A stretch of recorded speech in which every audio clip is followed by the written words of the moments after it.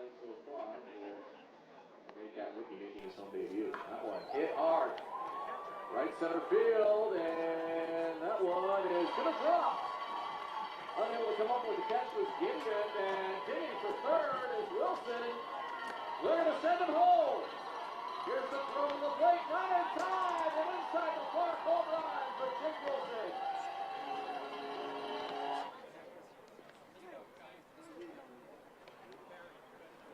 Ladies and gentlemen, girls and boys, welcome to Coach Stadium for season number 20 of Barrie Baycats baseball. Tonight's Intercounty Baseball League game features visiting Hamilton Cardinals in your 2014, 2015, 2016, 2017, 2018, and 2019 IBL champion Barrie Baycats. Here are the starting lineups. First for the Hamilton Cardinals, managed by Dean Castelli. Leading off the right fielder, number 28, Austin Wheeler. Batting second, the center fielder, number 11, Justin Gideon. Batting third at first base, number 9, Cal Brazier. Batting fourth and catching, number 55, Ryan Burnside. Batting sixth, the left fielder, number 6, Lane Renault. Batting seventh, the designated hitter, number 30, Josh Niles. Batting seventh, the shortstop, number 50, Tristan Osika. Batting eighth at third base, number 8, Jordan Young. And batting ninth at second base, number 24, Nathan Scragg.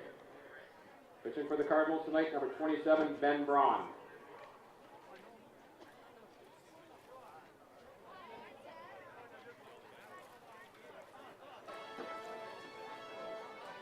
Now the starting lineups for your Barrie Baycats, managed by Josh Matlow. Leading up the center fielder, number 15, Jake Wilson. Batting second, the right fielder, number 95, Noel McGarry Doyle. Batting third, the designated hitter, number 27, Ryan Rio. Batting fourth at first base, number 5, Mike Cicchetto. Batting fifth to third base, number 13, Marcel Latkas. Batting sixth and catching, number 26, Jake McDonald. Batting seventh, the left fielder, number 42, Jeff Cowan. Batting eighth, the shortstop, number 3, Carson Burns. And batting ninth, the second baseman, number 8, Infanti. Pitching for your Baycats tonight, number 6, Hunter Campese. Here are the umpires for tonight's game, calling the balls and strikes. Mr. Jacob Goba. At first base, Mr. Tubba Bay. And at third base, Mr. Mackenzie Wright.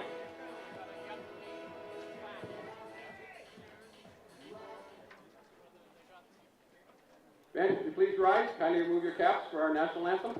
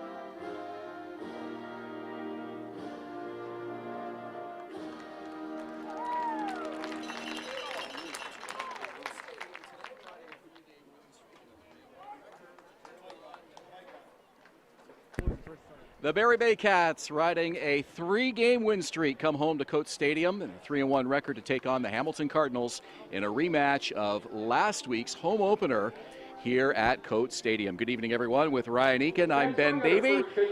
Let's take a look at the starting lineups. First for the Hamilton Cardinals, Austin Wheeler, the leadoff man again tonight in right field. Justin Gideon bats second and center. Kyle Brazier, the slugging first baseman, bats third. Ryan Burnside hits cleanup behind the plate. Lane Renaud batting fifth in left field. The DH tonight is Josh Niles. He bats sixth. Tristan Osika is the shortstop. He bats seventh. Jordan Young at third, batting eighth. And Nathan Scragg, the second baseman, batting ninth. For the Cardinals and manager Dean Castelli. And on the mound for the Baycats tonight, Ryan, it'll be Hunter Campese making his Baycats debut. Absolutely. Hunter Campese, the southpaw from Newmarket. He pitched for the Ontario Titans in the CPBL in 2019, committed to a junior college in Florida. He makes his first start in the IBL tonight.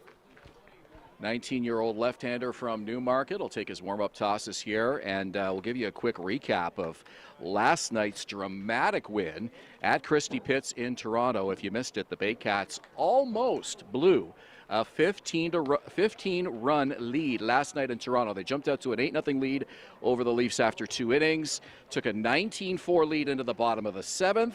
The Leafs scored 4 in the 7th, and then a 10-run 8th inning to make it 20-18 Barrie going into the top of the 9th. Sean Riley would hit a solo homer for the Leafs to make it 20-19. And then in dramatic fashion, Brad Grieveson struck out Justin Mara to record that third out in the 9th and end the ball game. A final 20-19, the highest scoring game in the IBL so far this year. You look at these two lineups, both lineups absolutely stacked, and that Maple Leaf lineup is absolutely amazing. As good of a lineup as I've seen in the IBL in the last 10 years, and you put those two combinations in Christie Pitts, and Ben, you know exactly what can happen at that ballpark.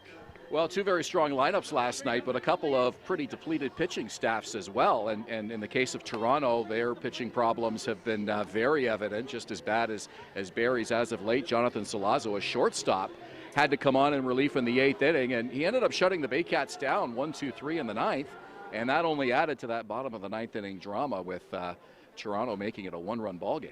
So Lazo actually pitched against the Baycats in the 2016 finals too, so there's experience of him pitching in the finals against the Baycats. He's actually turned out to be their best reliever last night, believe it or not, which is quite amazing. It was an interesting game, to say the least, and a long one, 3.5 hours. But a trip worth it to Dominico Field in Toronto for Baycats fans who went down to enjoy that game last night.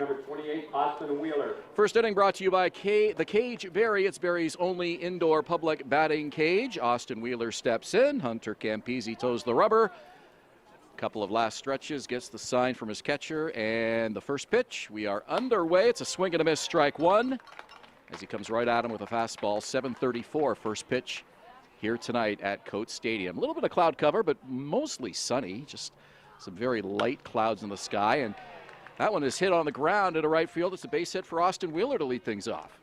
You look at Campese, he throws mid-90s, low 90s on his fastball. First start, going up against a tough lineup in Hamilton. Should be interesting how he does. The center fielder, number 11, Justin Gideon. So Gideon will bat with 1 on and nobody out here on the top of the first. The Cardinals looking to get to the Baycats early here in this rematch of last week's game. The left-hander winds, check swing. They appeal and they say he wins, strike one.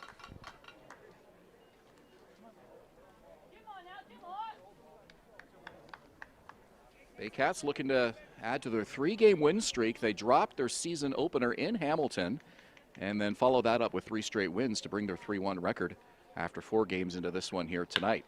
This one is skied to center field.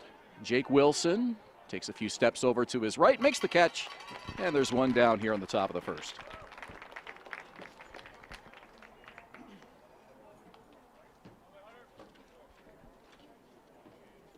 First baseman number 9, Cal Brazier. Cal Brazier comes to the plate now. He hit a home run in the top of the 4th inning to lead off that 4th for Hamilton last week. Managed to get on board 3 times and scored a pair of runs. Dangerous right-handed hitter. Wheeler draws a throw. Brazier was actually one of the last signs Hamilton made prior to the beginning of the season. He's been absolutely amazing. Began the season lower in Hamilton's lineup and is now batting third behind Justin Gideon. Campese comes set, takes a look. And he finds the corner with that one, strike one.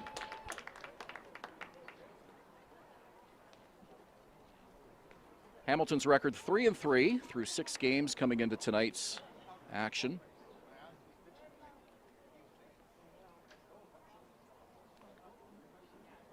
The left-hander winds, and the 0-1 missed high and away, and the count is even, 1 ball and 1 strike. Ryan Burnside, the cleanup catcher, is on deck.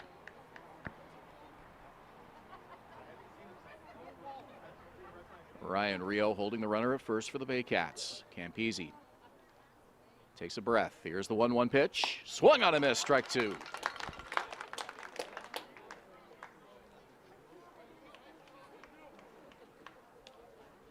Hamilton wins over Barrie, Toronto, as we mentioned, and then London, and then losses to Toronto. That loss here a week ago, the loss to Barrie a week ago. They also lost to Toronto and Brantford. That one just missed, and the count is 2 balls, 2 strikes. Even up here now to Cal Brazier.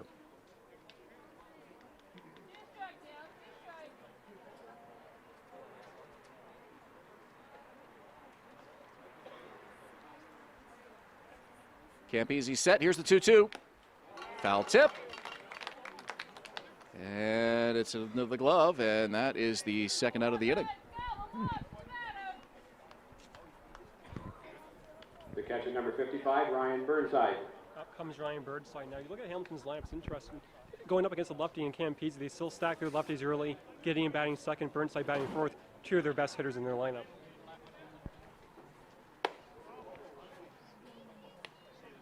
A ball to Burnside with 2 out and 1 on here in the top of the first inning. Burnside's average, 296 through 6 games. Does have 4 RBIs coming into action tonight. Lefty-lefty matchup here.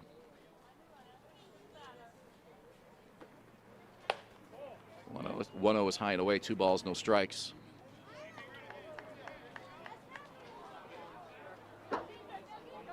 Burnside with the socks pulled up high, just below the knees. And it's 2 balls and 1 strike.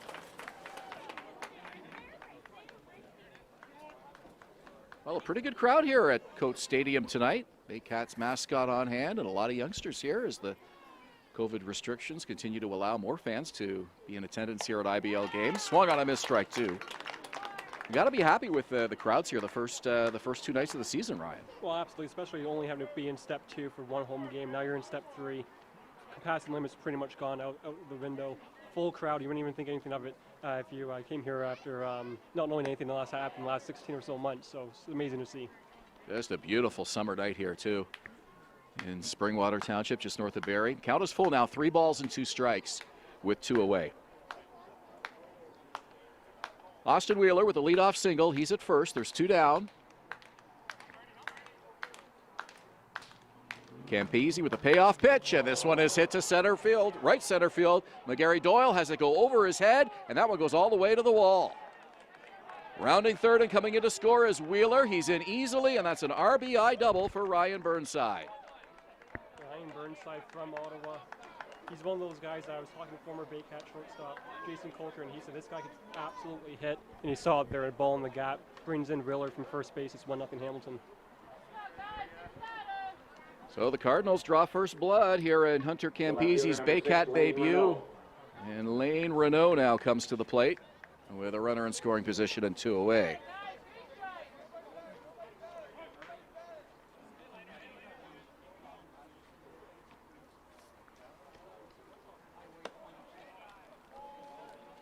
Campese misses on the first offering. Renault tied for second in the IBL, 9 strikeouts so far.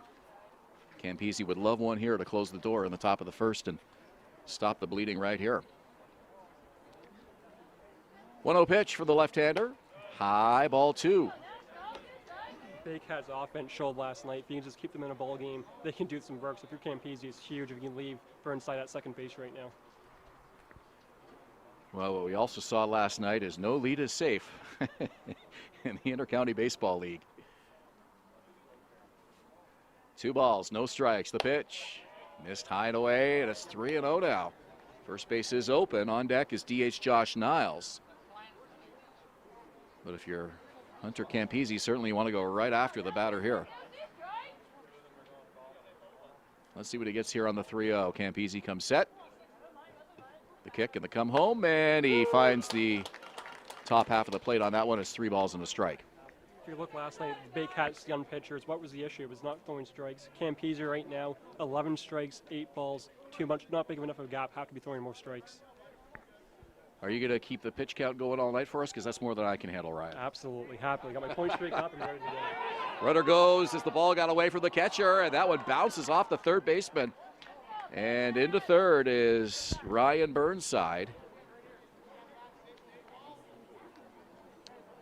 Renault aboard on the walk, and Niles will bat here with 2 on and 2 out in the top of the first inning. McDonald should have had Burnside absolutely in that play. Flew in from Germany last night, so you give him some bit of an excuse, but he has to throw a bullet to Lacaster to throw out Burnside. Campese now steps off. So here's Niles now with a chance to give Hamilton a nice first inning lead. They are already up 1-0 on an RBI double by Ryan Burnside, scoring Austin Wheeler. First pitch is hit hard to left field. That'll drop. Another run scores. Rounding second is Burnside. He's into third, and we have runners on the corners again. That's an RBI single for Josh Niles. You look at this Hamilton lineup right now, 1-6. It's pretty decent, and they're showing right now that they can absolutely hit on Campese. 2-0 Cardinals early. Still 2 outs in the inning, and another Hamilton hit, so their 4th hit of the inning. Wheeler and Burnside both scoring, so it's 2-0 Hamilton now. Renault now at third, and Niles at first.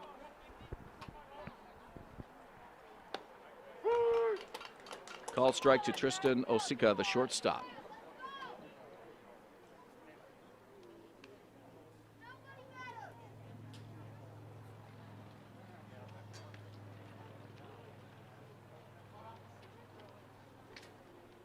Oh, 1 pitch. Went off speed, and it's outside. 2 balls and a strike.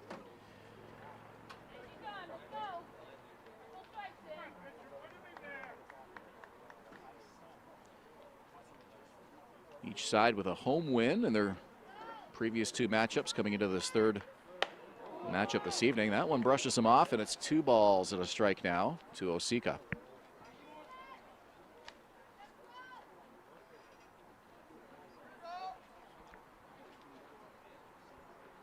Hunter Campese trying to get out of a 2-out jam here on the top of the first. Here's the 2-1. 3 balls and a strike. The number 8 hitter in this inning is Jordan Young. He's on deck, and then Nathan Scragg after him. Campese battling here against the bottom of the Cardinal order. Here's the 3-1 pitch. Ball 4, and the bases are loaded. And right now, he's not even close. He's missing high, he's missing low. He's really struggling to throw strikes. And out comes Jake McDonald, the Baycats catcher, and Baycats bench coach Andrew White to talk to him. So just an opportunity to calm the 19-year-old down a little bit. Baycat debut, obviously an exciting opportunity for him. Maybe a little bit jacked up coming into this game tonight, and just needs to settle down a little bit and find his spots around the plate. It's something that you've seen, as I mentioned, with all these young Baycat pitchers right now. Mason Robinson last night also issues throwing strikes. It's their first time facing quality hitters like this. A lot of these guys haven't even pitched an inning in college yet, so they haven't pitched above travel ball. If you go from travel ball to the IBL, that's a big gap, Ben.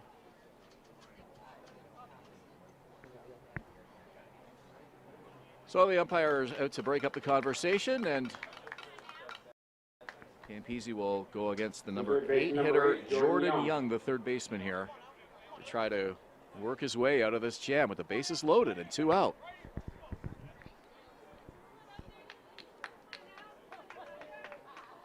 If you're Josh Matlow, certainly you'd like to get some solid innings out of your starter here tonight to avoid going to the bullpen too early. The bullpen really been stretched and struggled again last night, as you alluded to. So Young to the plate, and the first offering is high and away, ball 1. Renault at third, Niles at second, Osika at first. 2 in already for Hamilton here on the top of the first inning. Campese, the wind, 1-0. That one's away, 2 balls, no strikes. Well, if you're Hamilton here, you just want to make the rookie throw strikes. Let him come to you. 2-0 offering. Ball 3. Crowd getting a little impatient here and restless with the rookie. Nowhere to put Jordan Young, and 2 runs across the plate already. You might be looking at these next 2 pitchers, force him to make back-to-back strikes. Absolutely. 3-0 on the way. Gets the called strike.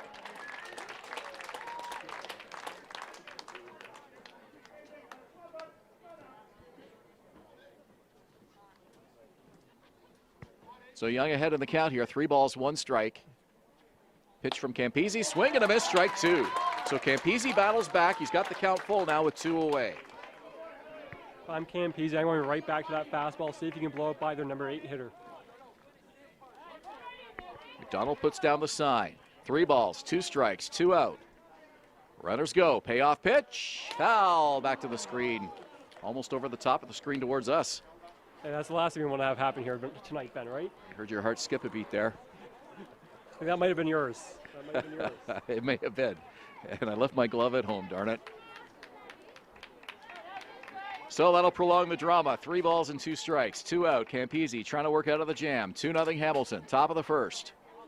Payoff pitch, runners go. That one skied to right field, and it's caught by the second baseman. No, it dropped. It dropped. Backpedaling was Infanti. It looked like he got a glove on it. 2 runs come across the plate to score. Make it 3. 3 more for Hamilton, so it's a 5-0 lead on a shallow fly ball that somehow dropped between the right fielder and the second baseman. That's massive miscommunication between Branfy and Fonte and Noel McGurry-Doyle. That has to be Doyle's ball the entire way. Branfy trying to do a basket catch. Makes absolutely no sense with Noel right there. Miscommunication between the second baseman and the right fielder. Wow, that error proves costly. It accounts for 3 runs here. Add 3 to the 2 Hamilton already got. And now it's a 5-run deficit for the Baycats.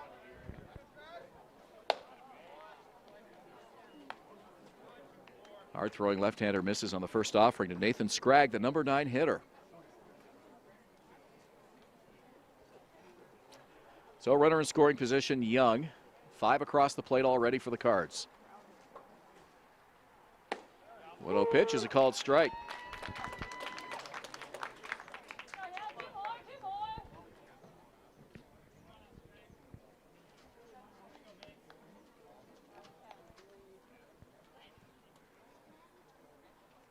One pitch.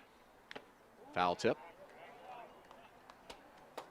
And once again, Hunter Campisi a strike away from getting out of the first inning, but 5 across the plate already.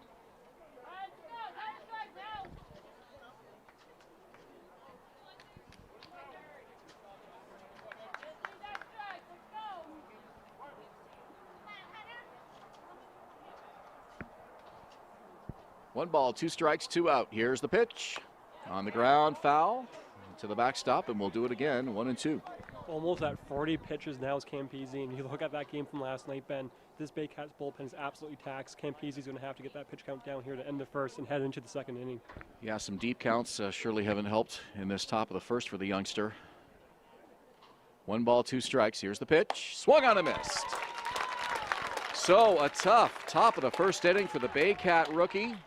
Hamilton scores 5, 3 coming on an error, and after a half an inning, it's 5-0 for the visitors. You're watching Baycats baseball on Baycats TV. First, 5 runs and 3 hits, 1 Barrie error, 1 runner left on base. That's the first inning is sponsored by the Cage Barrie. Barrie's only indoor public batting cages. The Cage Barrie.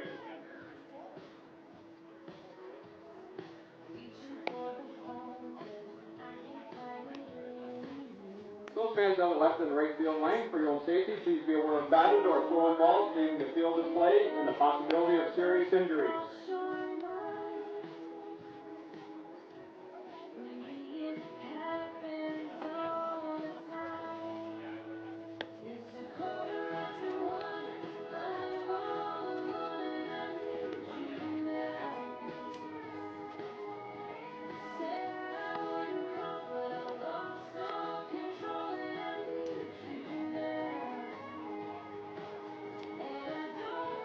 Great.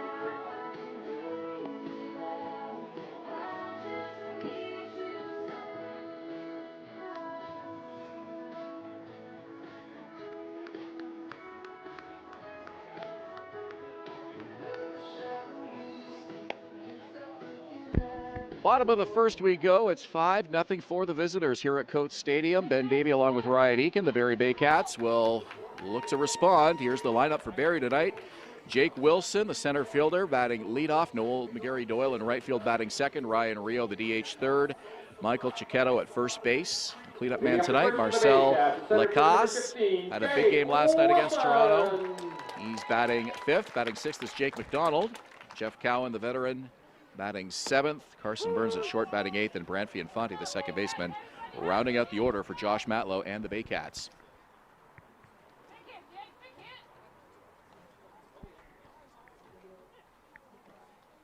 So Jake Wilson swings and misses, strike two. Defense for Hamilton, the outfield is Lane Renault, Justin Gideon, and Austin Wheeler left to right. Third base Jordan Young, Tristan Osika at short, Nathan Scragg at second, Cal Brazier at first, Ryan Burnside catching Ben Braun, who we saw here last Thursday night in the Baycat home opener. The former Ontario Blue Jay, Ben Braun, a lefty, and for the Hamilton's manager, Dean Castelli, a no-brainer to have this many lefties, having a lefty pitcher in their starting pitching, because the Baycats are full of lefties, 5 lefties in their starting lineup tonight.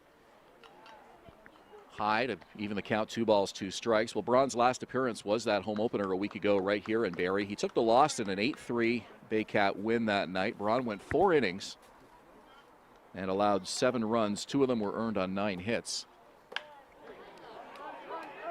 In the infield, gloved by the second baseman, has to hurry the throw, and it's not in time. The speedy Jake Wilson beats that one out for an infield single.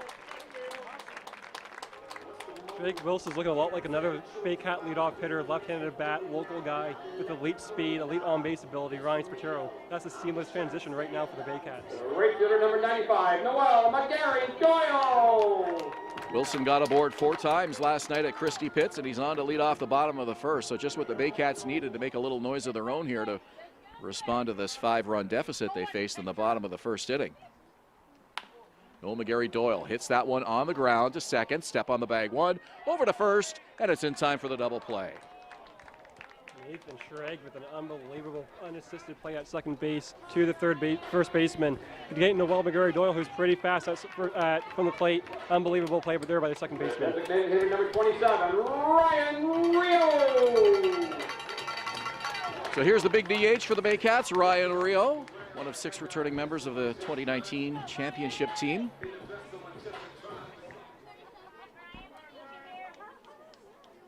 Lefty-lefty matchup here, Braun to Rio. First pitch fouled back to the screen.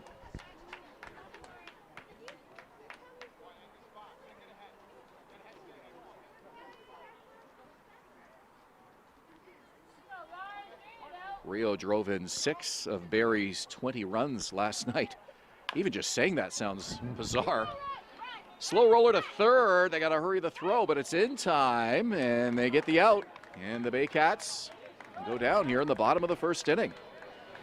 So the single by Wilson erased on the 4-3 double play. Rio grounds out to third. And just like that, inning is in the books with the Cardinals leading 5-0. You're watching Baycats Baseball on Baycats TV. Kid-friendly inflatable structures. Visit them at kingdombounce.com. Kingdom Bounce.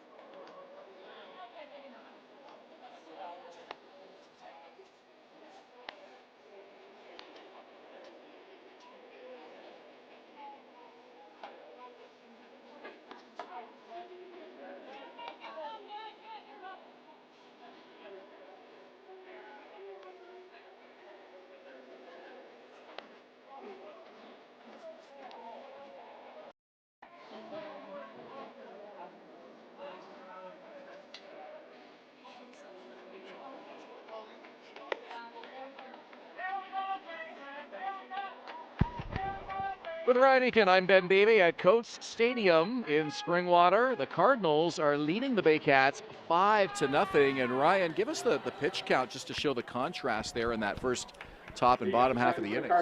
Well, Ben Braun, the Hamilton pitcher, 8 pitches in the first inning. Thankfully, because of that double play, I think that helped him out a bit. Hunter Campese, I have to look at the exact amount. Once Pointrick switches back over, almost 40 pitches in the first inning, at least 20, way beyond what you wanted him to pitch. So he has to have a quick second inning here to get back in this ball game. And this one is hit to left field. Retreating on that and making the catch is Jeff Cowan, the veteran, one away. And that's what Campese needs. He needs quick outs and try to keep that pitch count a little bit lower. Obviously, if you're throwing 35, 40 pitches an inning, it's going to be a pretty short night. No question. If you're Hamilton, second time through the order now, it's only the second inning, and up comes Justin Gideon, their number 2 hitter. Yeah, it doesn't get any easier, that's for sure. Lefty-lefty matchup here. One quick out for Campese. That one misses, so it's 1 ball, no strikes. Gideon flied out to center field. First out of the ball game in the top of the first.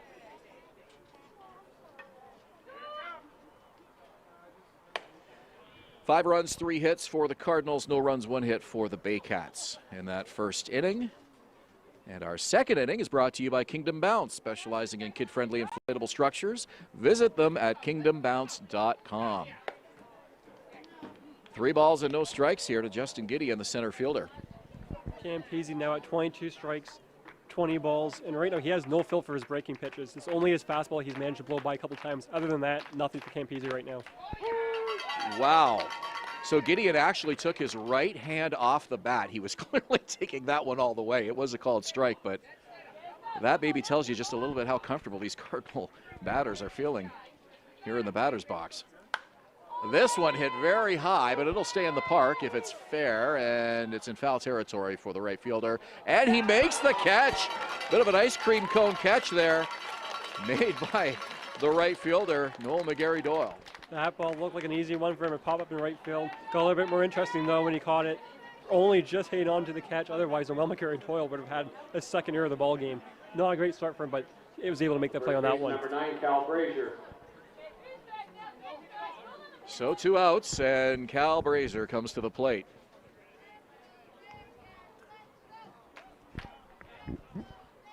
Brazier struck out swinging.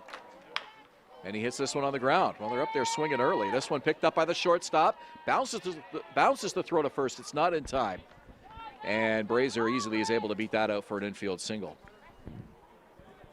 If you look at right now for Campese, he's actually been decent against the top of the order. He's got out Gideon twice. He's got off their leadoff hitter. This right now, Hamilton's falling apart that lineup that's doing a lot of damage to Campese right now.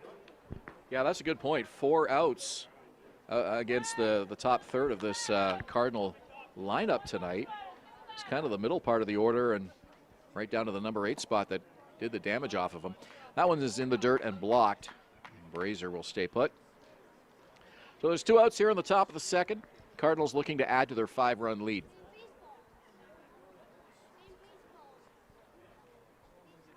Campese, the left-hander, winds. 1-0 pitch. Blocked by McDonald, the catcher, and he's behind again here. 2 balls, no strikes. Like I just got finished mentioning, there's absolutely no feel for Campese on his secondary pitches. Right now for Campese, it's fastball or bust. And the Cardinals certainly sensing that. Saw the aggressive approach there in the early part of the inning. This one hit on the ground. It's off the glove of Rio. He's unable to recover. And there's 2 on with 2 out here on the top of the second.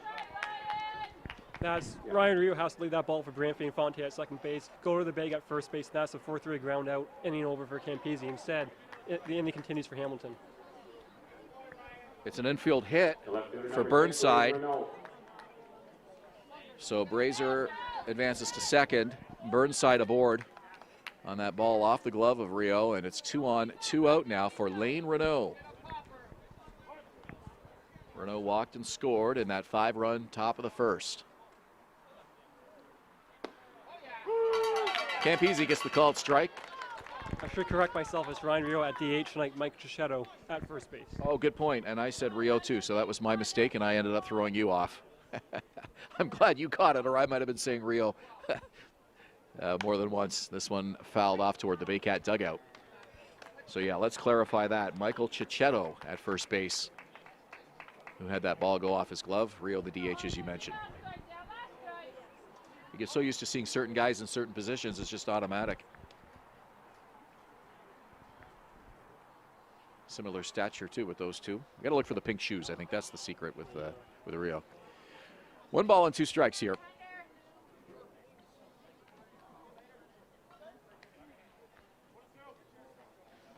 Hunter Campese, again, a jam. Looking to get out of this one unscathed, though.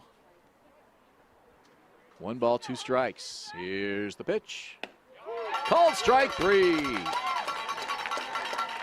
Renault goes down looking, and the Cardinals strand 2 in the top of the second. After an inning and a half, it's Hamilton 5, Barrie nothing. You're watching Baycats Baseball on Barrie Baycats TV. 4 runs on 2 hits, no errors, 2 runners left on base. Fans of Baycats lost a longtime fan during this past year as Ed Weed passed away. The Baycats would like to extend their condolences to the Weed family.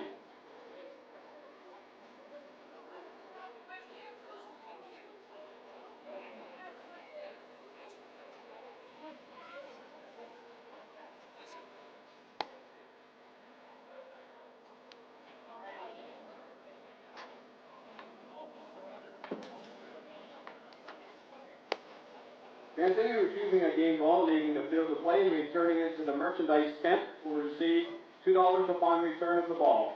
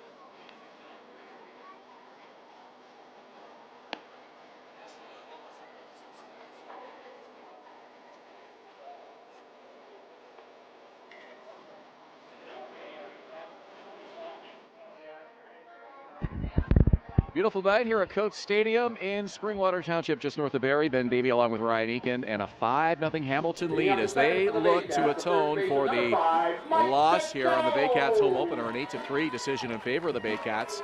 This is the 3rd meeting of the year between these clubs, each team with a win at home. And Hamilton comfortably in front, but still very early here at Coates Stadium. Heart of the order will come up to face Ben Braun for the Baycats, and that first pitch is fouled off by Michael Cicchetto. At first base tonight, Marcel Lacasse, the hot-hitting third baseman, will bat 5th, and then it's Jake McDonald, the catcher, due up in the number 6 spot tonight. Buzzes that one in for a strike, 0-2. 5 runs, 5 hits for the Cardinals, no errors. Baycats with no runs on a hit and 1 error. And that error proved costly as it added 3 runs to that Cardinal top of the first inning. This one hit to center field. It's a base hit. And Cicchetto is aboard, and for the 2nd straight inning, the Baycats get the leadoff man on.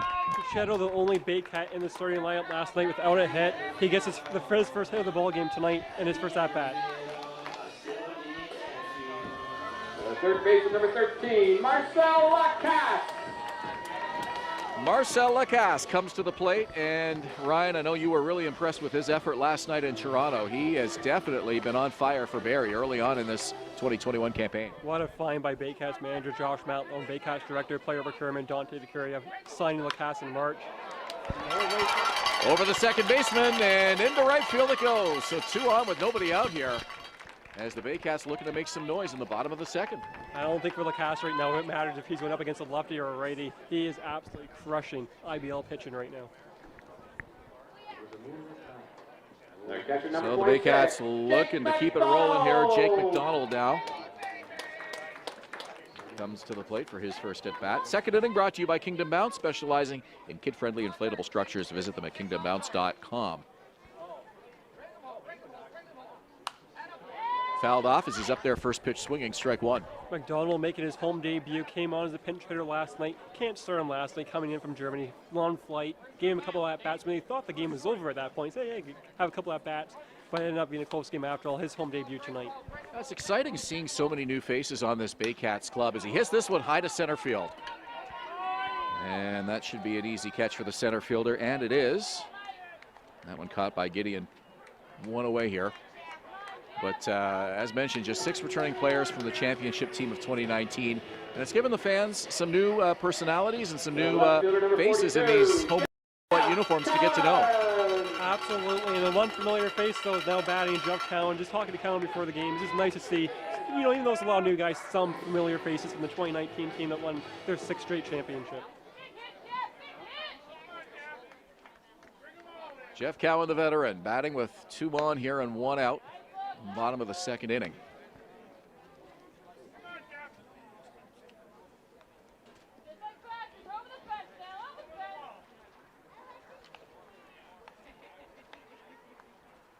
One-0 pitch, and the count is even. 1 ball and 1 strike.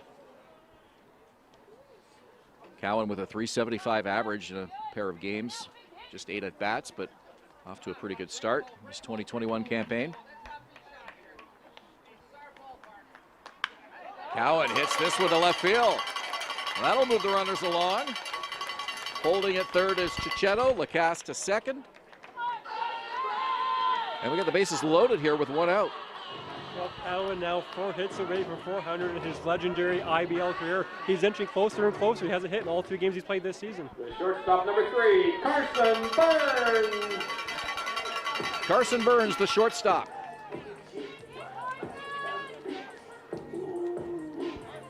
Burns hit a grand slam for the Baycats in the 7th inning last night at Christie Pitts in Toronto. Part of that big 10-run 7th. Before the Maple Leafs responded with 10 of their own in the 8th. He pops this one up to third.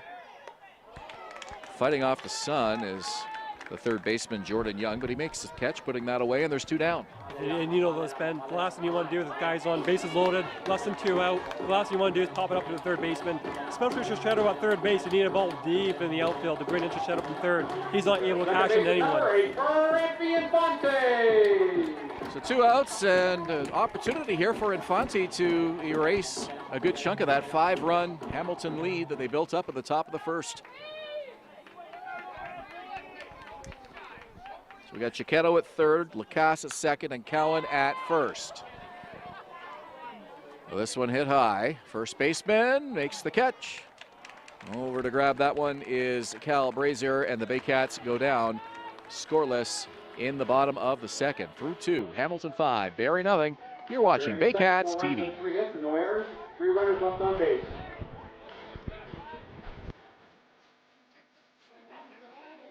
The 3rd inning is sponsored by Kurt's Coolers. Mobile refrigerated freezer trailer rental. Kurt's Coolers.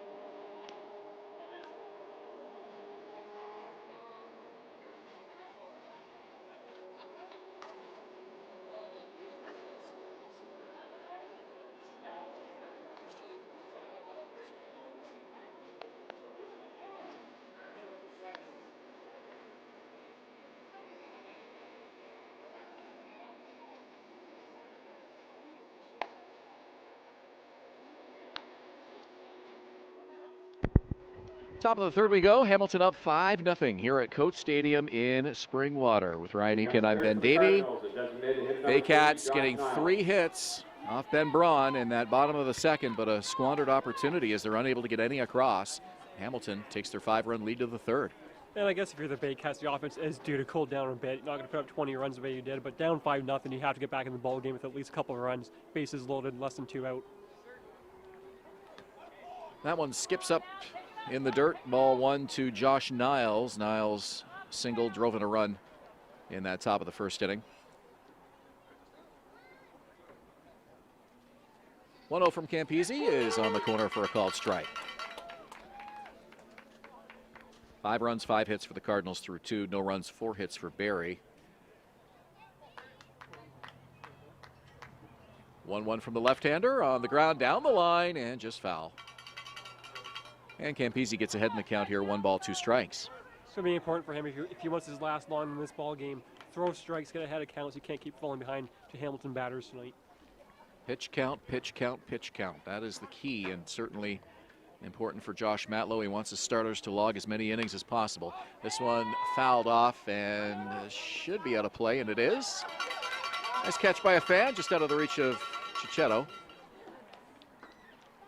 And we'll do another 1-2. Does that count as a pop-up if fan in the down the first baseline catches that ball? Because a nice clean catch by the kid at first down the first baseline. Absolutely. Campese versus Niles here on the top of the third. 1-2 is away, and the count is even. 2 balls and 2 strikes. Third inning brought to you by Kurtz Coolers, mobile refrigerated freezer trailer rentals. And the count is now full. 3 balls and 2 strikes. Once again, another full count for Campese, and at bat that sees 3 balls in the count. Just can't happen if he wants to last long in this ball game. Payoff pitch. And another foul ball. And a souvenir for the kids. 3 balls, 2 strikes. Campese still looking for the first out here of this third inning. And Davey, you were at the game last night. You know this. Benitez was also facing a lot of tough counts. Hamilton batters, Toronto batters, making these guys work. Ball 4, and the Cardinals get the leadoff man aboard here in the third. Well, that was one big reason why that game, I mean, despite 39 runs being scored, some of the at-bats just seemed to drag on and on with full counts, 2-2 counts, and a lot of foul-offs, and really ran the pitch counts high for the hurlers on both sides last night. I think after all this time off, I think a lot of people thought maybe the pitchers would be ahead of the hitters at this point in the season, but it's just not true. The offense across the league has been absolutely amazing to begin the season. Yeah, good point. Right across the IBL. Scores, by and large, not in every case, but for the most part, have been a little bit higher than you. Certainly last night was an example of that. So it's Tristan Osicka, the shortstop here with a man on and nobody out. And a high fastball makes it 2-0.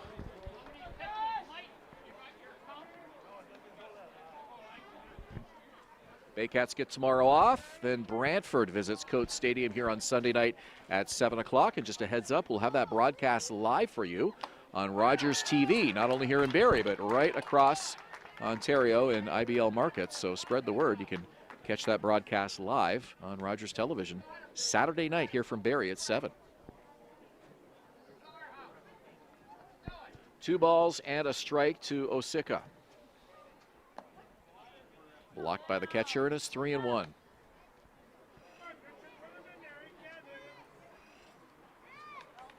Wondering about Hamilton. The Cardinals get Brantford tomorrow night at 8 before Brantford comes here on the Saturday. And then Brantford will host Kitchener Sunday afternoon at 2:05. 3-1, ball 4. A pair of back-to-back walks here for the Cardinals in the top of the third. Ben, I don't want to keep beating a dead horse here, but he's at 65 pitches in the third inning. If you're Matlow, you have to get action in that Baycats bullpen. It's been the story of the game, no question, and that's why you keep referring to it. That first inning, almost 40 pitches. That really, you know, for a young 19-year-old making his debut here at home, you don't want to be going too deep against a team that you're not familiar with, and that's certainly added to his struggles here. So it's the number 8 hitter, Jordan Young, the third baseman, who reached on an error, a very costly error, and the runner goes. The throw down to third. It's a high throw, and it goes into left field. In to score is Niles, make it 6-0 Cardinals. Niles was going to be safe even if McDonald threw an absolute bullet. He had a great read on that play. McDonald only did it reverse by throwing that ball into the outfield and left field to Cowan. And to go along with Campese's struggles here tonight, he has not had a lot of help from his defense. That errant throw, contributing to a run. And as mentioned, when Young got aboard on that error in the first inning, that added 3 runs to Hamilton's 2-0 lead at that point, clearing the bases. So that pitch is high, ball 2. He's behind here, 2-0 now to Jordan Young, the third baseman.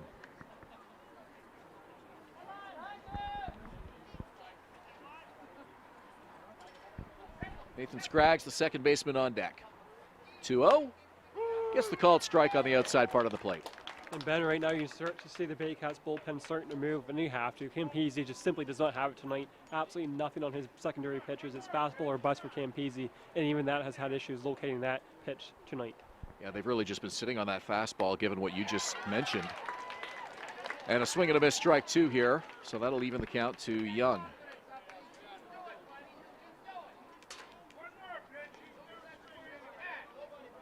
Still nobody out here on the top of the third. Campese takes a look on the wind, pitches away, and the count is now full.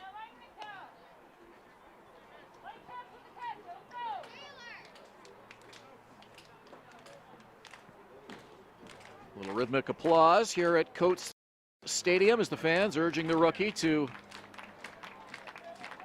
put out the fire here in the third inning. The pitch is fouled off, and another 3-2 is on the way. And Hamilton will happily take these 3-2 counts, foul the pitch back, foul another pitch back. Although at this point, I don't think the pitch count's going to matter all that much for Campese, who's on short lifespan right now anyways.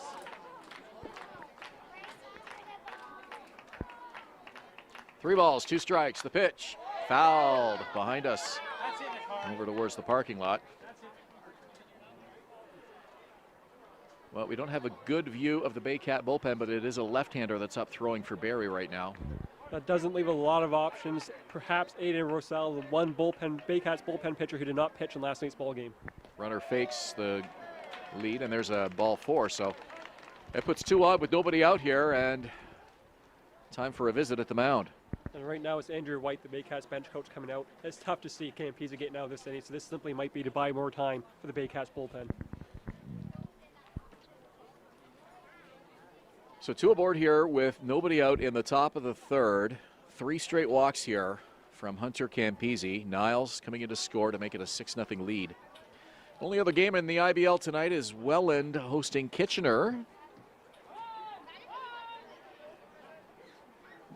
And the Kitchener Panthers just happy to kind of get back to some normalcy with their schedule. They were unable to travel for the early part of this 2021 campaign, so they have just 3 games, fewest in the IBL, coming into tonight with a 2-1 record. The Welland Jackfish come into that game at 2-3. Number 24, Nathan Scragg. So the number 9 hitter, Nathan Scragg, with 2 on and nobody out here in the third inning. Campese's going to have to work himself out of this one.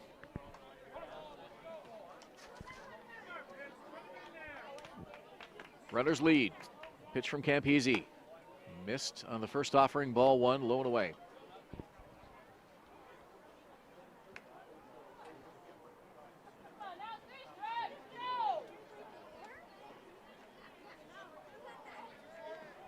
Campese looks over his shoulder. Here's the 1-0 pitch, and that one goes to the backstop. The runners advance. And after this batter, should he last pass this batter, that would be the 3rd time through the order. It's the top of the 3rd inning. They know exactly what they're seeing right now in Hunter Campese.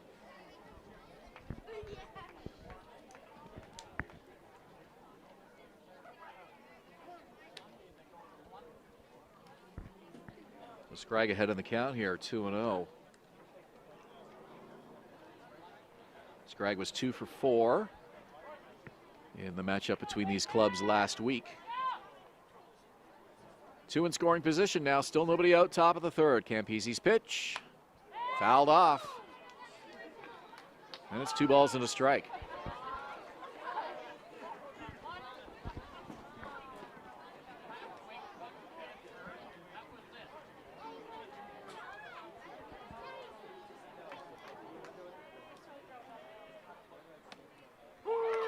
Called strike, and the count is even 2-2. Well, that ball to the screen takes the double play out of the equation too, so that's another thing. If you're Campese, the ground ball certainly would have been helpful, but Baycats infield also comes in now on the right side to try to stop Hamilton from adding to the lead.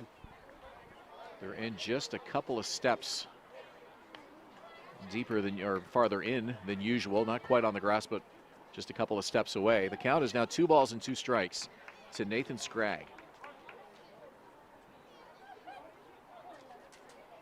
Hamilton 5 in the first, 1 here in the third for the 6-0 lead. And another foul ball. And if you're Campese, you have to put absolutely everything into this at-bat. This might be, if not probably will be, the last batter you're facing tonight's ball game, no matter the result. So you got to throw your best pitch of the ball game right here. Yeah, it's now or never for Hunter Campese. 2 balls, 2 strikes. Runners take the lead. Nobody out. Here's the pitch. And the count is full.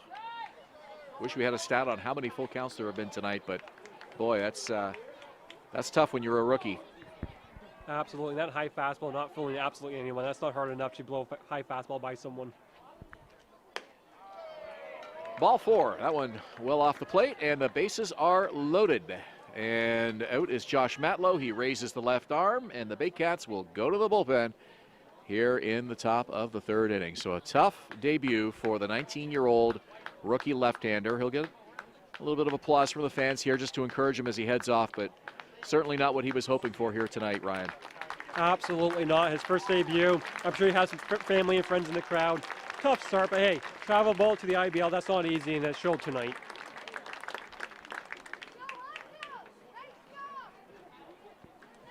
So jogging in from the bullpen for Barrie, it looks like number 50 for the Baycats.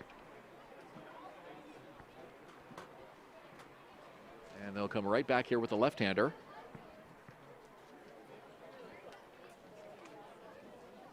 And we'll get the announcement in just a moment. It was Jalir Betancourt Lopez who was number 50 on our roster sheet here, but pretty sure that's not him. No, that is not Helier Lopez, who was released from the Baycats last week. I believe that may be Aiden Russell. Perhaps he was the only Baycats pitcher not to pitch out of the bullpen last night of guys that were at the ball game. That might be who it is. I would highly doubt it was Mason Robinson who really struggled in last night's ball game, or Lucas Earl. For the Baycats in the pitch, number 50, Marshall Leishman. It's the new pitcher who they signed a couple of days ago, scheduled to start Sunday in London. But his pitching now, that might take him out of Sunday's game. They need someone to give them innings. And Leishman, signed a couple days ago, I believe on Monday, can give them that. Okay, so I'm going to rely on you to tell us about this pitcher here. Marshall Leishman? Marshall Leishman? Correct. Leishman, as you can see just from his stature, small pitcher. I believe he's 5'7" from the left side. Should be interesting how hard he throws. I imagine he doesn't rely on his fastball as a 5'7" lefty. As Marcus Stroman says, HDMH, height doesn't measure heart. And you got to think he has a lot of great breaking ball pitchers to hang in this league, because otherwise you got to think he's not blowing anything by these Hamilton hitters, given his size. Well, talk about being thrown into the fire. He comes into a high-pressure situation here with nobody out, bases loaded, 1 already across here on the top of the 3rd inning. So the table is set here for the Cardinals to blow this one wide open, leading 6-0 in the top of the 3rd inning.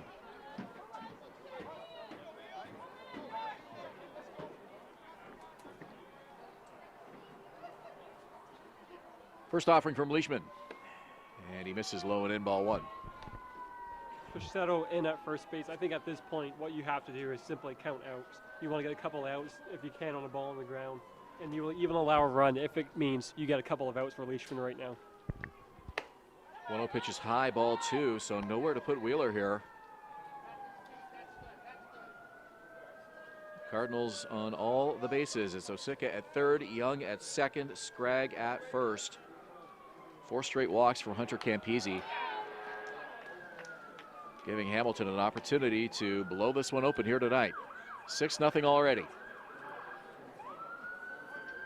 Sounds like we're going to fire truck on Highway 26 here. How appropriate, as Leishman is in here to put out the fire. And that's why you get paid the big bucks. Not me. Leishman maybe. He's the one called upon here. 2 balls and 2 strikes now as that one is fouled over the Baycat dugout. Well, maybe that'll be a good omen for him. Let's see. Certainly, he's facing the heat right now. And not only that, but up next is Justin Gideon, the best hitter in my opinion in the IBL. You want to limit the damage here with Austin Wheeler before you get to Gideon. Yeah, no question. You don't want to face Gideon. Well, you're going to here no matter what, but Certainly would love to do it with at least one out in the inning. 2 balls, 2 strikes. Here's the pitch. Missed, ball 3, another full count. Andrew White and the Baycats dugout wanted that call. Hard not to blame him. I thought that painted the outside of the plate. Didn't miss by much, but not enough to get the call. So it'll be a 3-2 pitch here with nobody out and the bases loaded. Nowhere to put Wheeler. Here's the payoff delivery. Fouled off again. No matter the pitcher, whether it's Hunter Campese or Leishman, what's the one common thing? The Hamilton Cardinals lineup is working full counts. Yep. Ground ball would certainly help here. Let's see, 3 balls, 2 strikes. Here's the pitch. This one hit to right center field, and that is going to drop, and it's going to be more damage. At least 2 runs will score, and just in time at second base. That was actually a close play. The throw came in there very quickly, but 2 RBIs for Austin Wheeler, and it's an 8-0 Hamilton lead. And you can hear Baycats bench coach Andrew White yell to the umpire right there. So that was strike 3. No matter what, though, the Baycats are going to have to figure out how to get outs against this Hamilton lineup because they're not lighting up right now. Center fielder number 11, Justin Gideon. They are not letting up at all, and after what we saw last night, you know, why would you? 8-0 here, Hamilton. Still a lot of baseball to go. So no point taking your foot off the pedal if you're the Cardinals. This one hit hard, and it's running into the center fielder, making the catch, and the runner's going to tag, and Scragg is in. He is thrown out at home plate. So Nathan Scragg testing the arm there of center fielder Jake Wilson, and they throw him out. And you see Hamilton's third base coach arguing that one. I thought personally he was safe by a mile, but either way, Jake Wilson with a nice throw on a 1-hop to get out the runner at third base. Although again, I think Hamilton's third base coach has a rightful claim here. I think he was safe by a mile.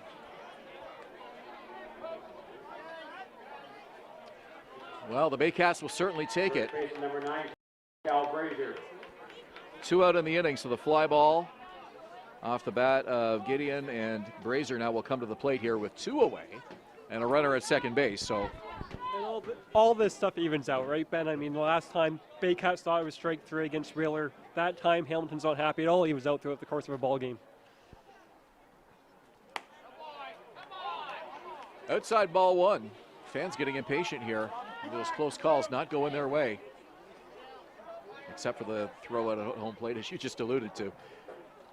But not happy with that outside pitch. Not getting called. There's the pitch. That's blocked in the dirt. Ball 2. Razor tonight 1 for 2. Struck out swinging and singled. 2 at bats so far here tonight. 2-0 pitch from Leishman. It's called strike 2-1.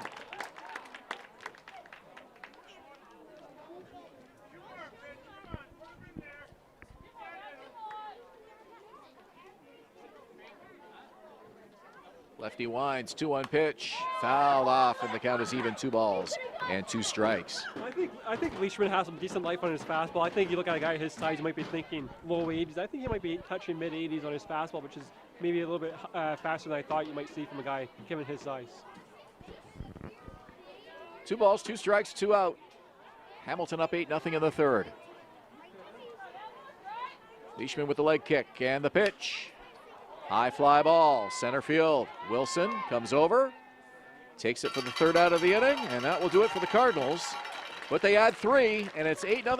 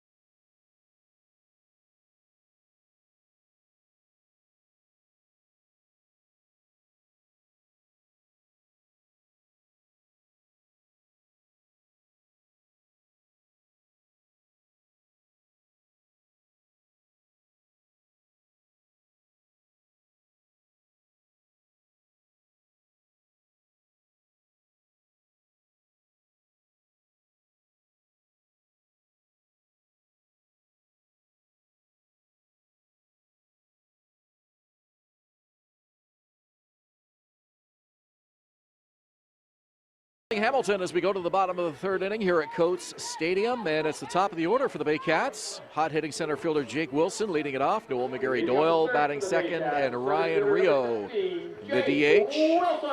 1, 2, 3 for Barrie here in the bottom of the third inning. A lot of baseball left to go here tonight, Ryan. A lot of baseball left, but what did Toronto do last night? They started to cut into that lead in the third inning. Eventually, you want to say, let's get some runs here. Let's cut back in the ballgame. Even if it is with 2 runs, 1 run, do something to get back into this ballgame. Well, it's amazing that you mentioned that, because last night it was 8-0 Baycats at the point of the game that we're at right now. I'm looking at my score sheet, the bottom of the third, and it was Toronto coming on the board with 3 runs in the bottom half of that third inning, and that kind of started the ball rolling to get them back in the game. 2 different 8-0 ball games. So last night, home run ball was the big difference tonight. Not the home run ball. It's the base on balls that's the difference tonight. It is odd, though, that we're at the same score at the same point in the ball game, just with the script reversed here for Barrie tonight. So we'll see what the Baycats can do. It's 1 ball and 2 strikes here to Jake Wilson.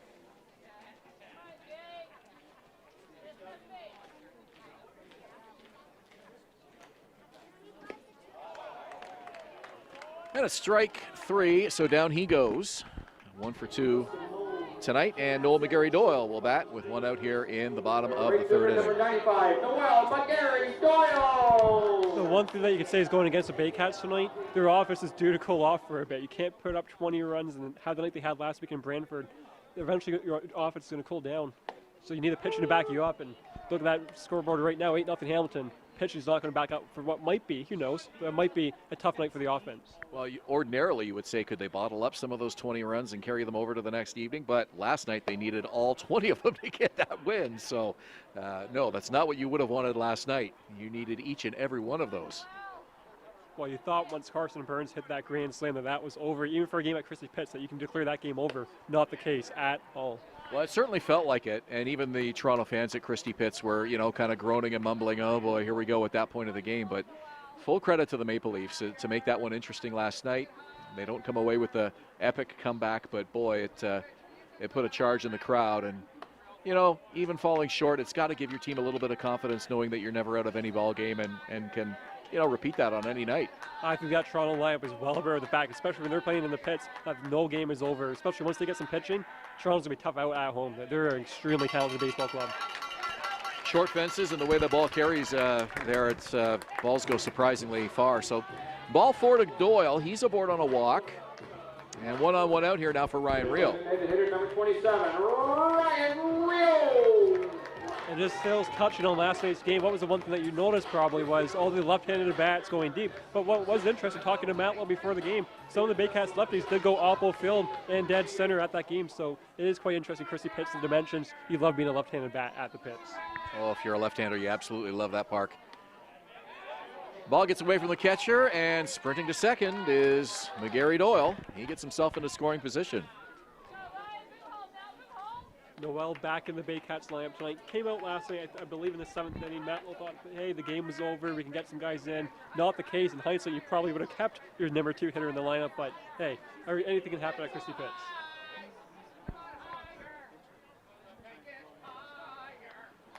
One and 0 to Rio. Down the left field line and foul.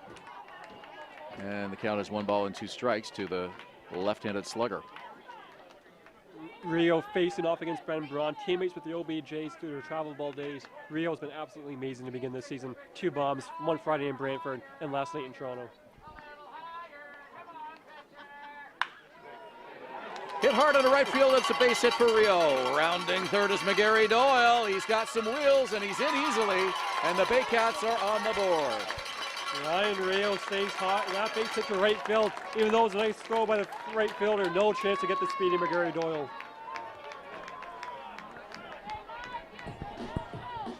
So it's 8-1 Hamilton with 1 out here in the bottom of the third. Michael Cicchetto comes to the plate here for Barrie.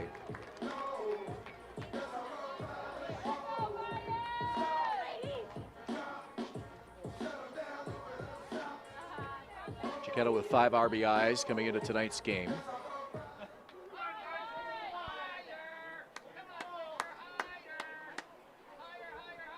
Crowd finally with something to make a little bit of noise about, but this one hit to the middle part of the infield. They go to second for one. Good.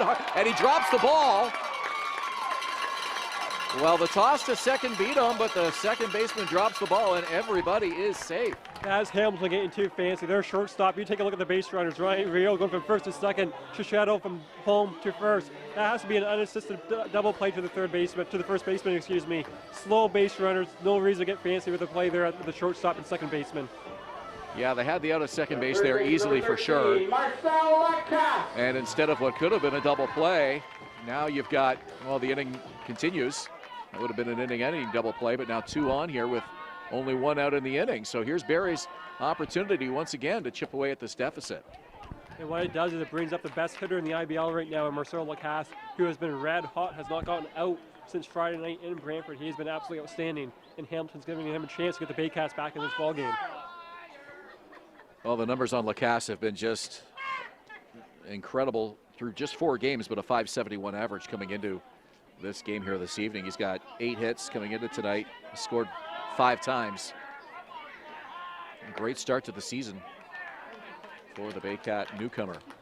Talking to Lacasse before the game, he knows what he has to do to not only lead the Baycats to a championship this season, but to get back into professional independent ball. If he dominates this season, he knows the Quebec Capitals will come calling, the Ottawa Titans will become calling. All eyes on Lacasse in the IBL this season. And a pair of home runs in those 4 games as well. Takes a rip and a miss at that one, strike 1.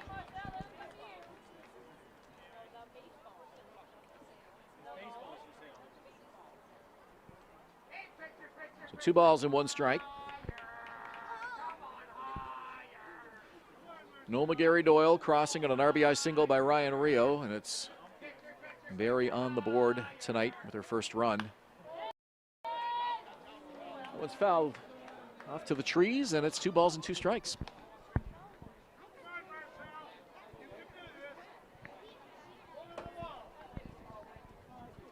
Given the base runners on base for the Baycats, it is going to take a ball in the gap, if not a home run, to bring in all the base runners. It's going to take a deep base hit at least to get Rio in from second base.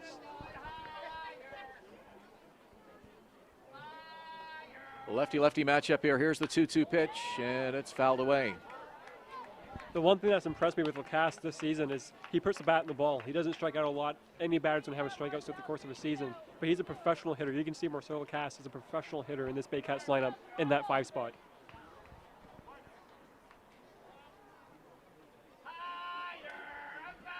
Rio at second, Chiquetto at first, and this one hit on the ground to second. Another chance for that double play. They go to short for 1, and on to first, throws low, but it's gloved by the first baseman, Cal Brazier, and the double play gets the Cardinals off the field in the bottom of the 3rd inning. Baycats scratch out a run, and it's 8-1 Cardinals after 3. You're watching Baycats TV.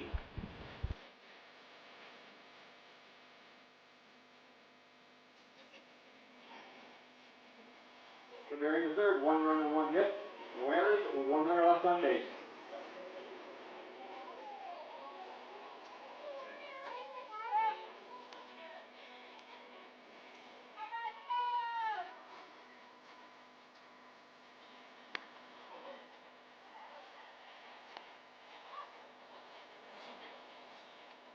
Fourth inning is sponsored by the Cage Barrie. Barrie's only indoor public batting cages. Cage Barrie.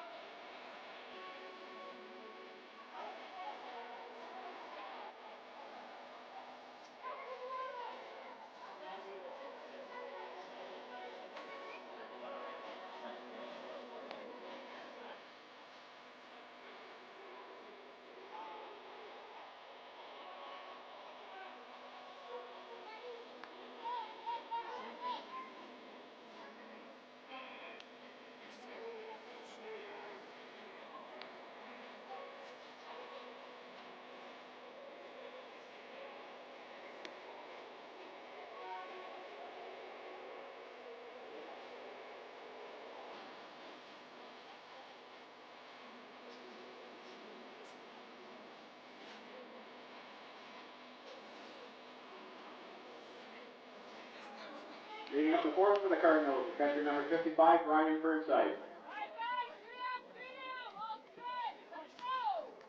Fourth inning we go here at Coates Stadium. It's an 8-1 Cardinals lead. Marshall Leishman on in relief of Hunter Campese, who had a rocky start to his Baycat career, coming out tonight and just really struggling to get any kind of rhythm. And the Cardinals getting 8 runs early in this ball game here tonight. And if you look at Campese's final line, you don't mind the 5 hits. You're going from travel ball to the IBL, you're going to get hit around. I think that's going to happen. It's just 6 walks that you look at. That can't happen. It happened last night with the young guys. It happened tonight. You have to throw strikes. There was a talk around the ballpark, on the field, talking to guys tonight. Talked to Jeff Cowan. He asked me about Campese, and he said, I just want him to throw strikes. What's one thing he didn't do tonight? He didn't throw strikes. And 4 of those 6 walks were all in a row in the top of that 3rd inning there, so that told you right there that he just didn't have anything left tonight, and they had to get him out of there. So Marshall Leishman came on and was able to stop the bleeding. So it's an 8-1 lead here on the top of the 4th. Hamilton looking to add to that here with Ryan Burnside at the plate. The one thing it also does, as Leishman comes in with the pitch and he strikes him out, is what it does is it affects the whole week, because now you're supposed to pitch Sunday. He might have to mop up tonight. So who pitches that one of the 2 games on Sunday in a doubleheader? Lots of questions for Matt Lowe to assess after tonight's game. And Burnside had some words for the home plate umpire as he heads back to the Hamilton dugout. So Burnside down looking. First strikeout for Leishman. And it brings Lane Renault to the plate. He has a strikeout tonight. And he fouls the first offering into the trees out of play.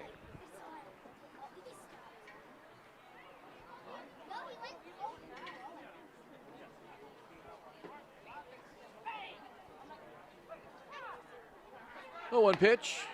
And that misses away. 1 ball and 1 strike to Lane Renault.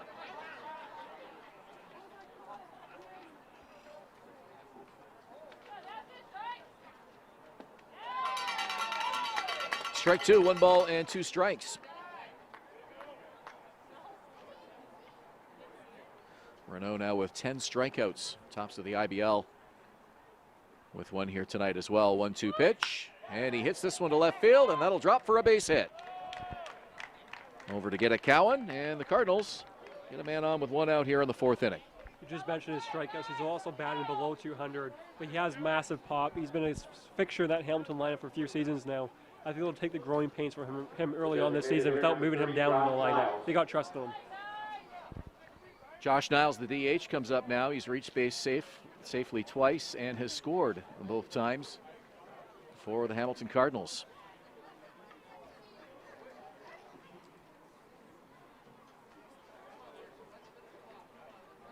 The line from the left-hander, first pitch hit on the ground down the 3rd base line, and it's a foul ball, strike 1.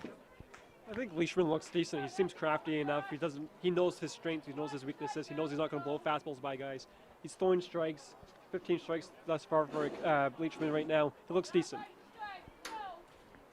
Well, fresh arms in the bullpen certainly welcome, and Matlow will take all the innings he can get. Called strike, 0-2. That strike zone might be expanding too for the Baycats pitchers. Burnside, as you mentioned, wasn't happy. That one I thought a bit inside. Leishman gets a call strike too. Leishman not too concerned with that runner at first. Comes with the 0-2, and it's swung on and missed. Strike 3, so 2 strikeouts here for Marshall Leishman in the top of the 4th inning. Shortstop number 50, Tristan Oseka. Tristan Oseka, the shortstop, has reached base and scored twice tonight. 2 walks off Hunter Campese. And he'll bat here with a man aboard and 2 away in the 4th inning. Off speed misses, ball 1. That strike 3 pitch to Niles. Tricky off-speed pitch, to say the least. He knew at strike 2, he's not blowing a fastball by a guy. Real nice pitch there to get Niles out for the 2nd out of the inning. Called strike, and that's an even count now at 1 ball and 1 strike. 8 runs, 7 hits for the Cardinals so far. 1 run, 5 hits for the Baycats. 2 Barrie errors so far tonight. Pitch is high, and it's 2 balls and a strike.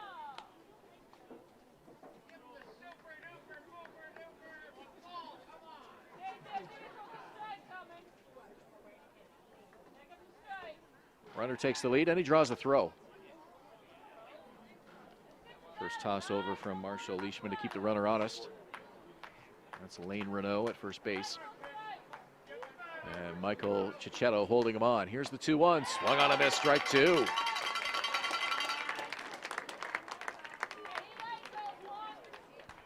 That breaking pitch looking pretty good to go along with the fastball, and the count is even now, 2 balls and 2 strikes. Fans urging Leishman to put an end to it right here. 2-2 pitch, fouled away.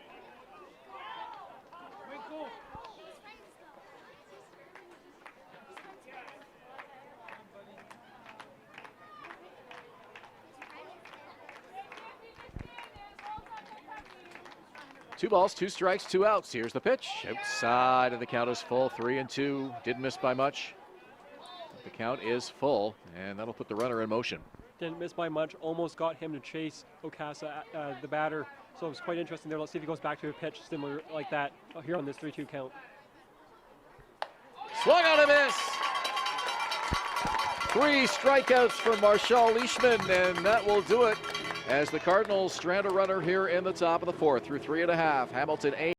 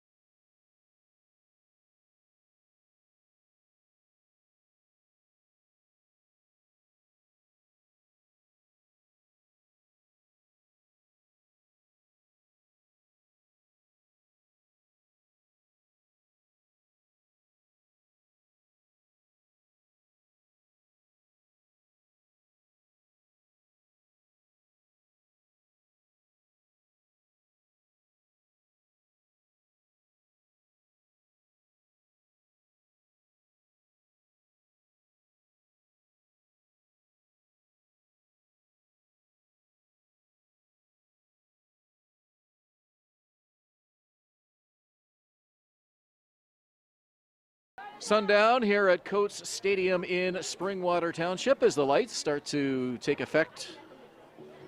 Beautiful summer night here just north of Barrie, but the Baycats trailing by 7. They got some work to do here heading into the bottom of the 4th inning. Jake McDonald, a rookie catcher, will lead it off here. Ben Braun has been strong tonight, despite having a couple of jams he's had to work out of. He got the first double play, helped him get out of the top of the bottom of the 1st inning, and then the Baycats stranded the bases loaded in the 2nd, and he was able to hold them to just 1 run in the 3rd. So he's had his own fires to put out tonight. This one is caught. Nice sliding catch there by the center fielder, Justin Gideon, and 1 away for Barrie here in the 4th inning. Had the nice exit velocity, simply did not drop in time for Gideon. Had a nice break on the ball. The left fielder, number 42, Jeff Cowan.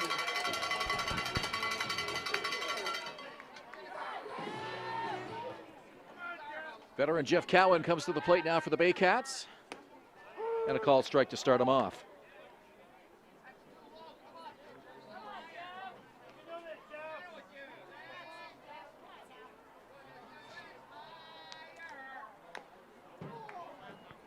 Fouled off 0-2, so Braun ahead in the count here.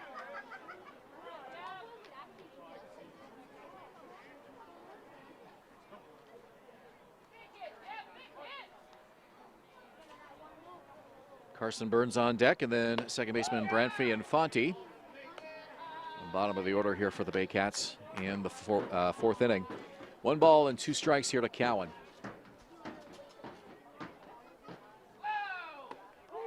Inside corner, a called strike as Cowan had to dart away from it. Looks over his shoulder and has a word for the umpire as he heads back to the Baycat dugout. Maybe Cowan was overselling it a bit, but he fooled me, so I thought that pitch was well inside. Shortstop number 3, Carson Burns. Carson Burns 0 for 1 tonight. Lefty-lefty matchup here with 2 outs. 2 quick outs here for Ben Braun in the 4th inning. That one well high, ball 1.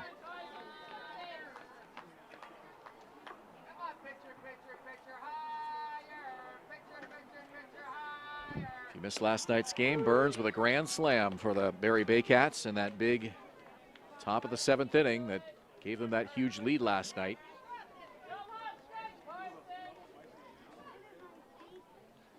One pitch to him, and that's high and tight, ball 2.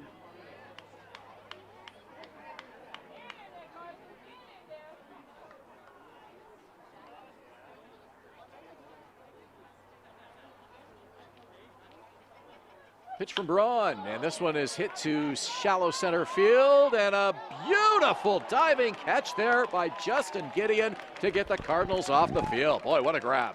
Justin Gideon, you look at the best players in the IBL, I think he is the definition of the new Ryan Spataro, the new Tanner Nivens. Absolutely incredible fielder, and you saw on that play there, a beautiful diving catch. A couple of outstanding grabs for the center fielder already tonight, and after 4 innings, Hamilton up 8-1. You're watching Baycats TV. And the 5th inning sponsored by SkiGiants.ca. Official ticket marketplace of the Barrie Baycats. Get all your major event tickets within North America and Canadian funds. SkiGiants.ca.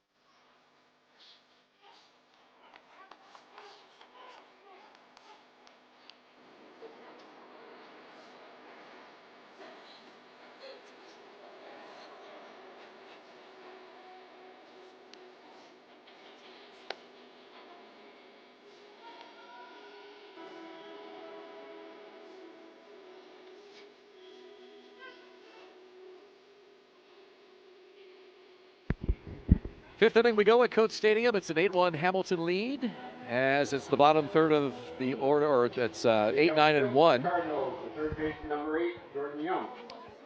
Due up here for the Cardinals, Young batting 8th, and then Scragg, the number 9 hitter, followed by Austin Wheeler.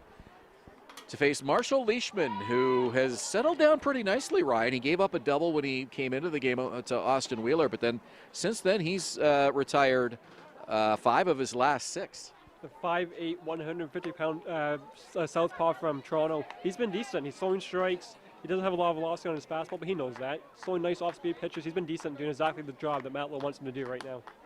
We had to look him up when he came into the game because he's the 2nd player already to wear number 50 for the Baycats this season, but a name that we may be hearing quite a bit if he continues to keep rolling along like he is here. 1-2 pitch, swung on a miss, strike 3.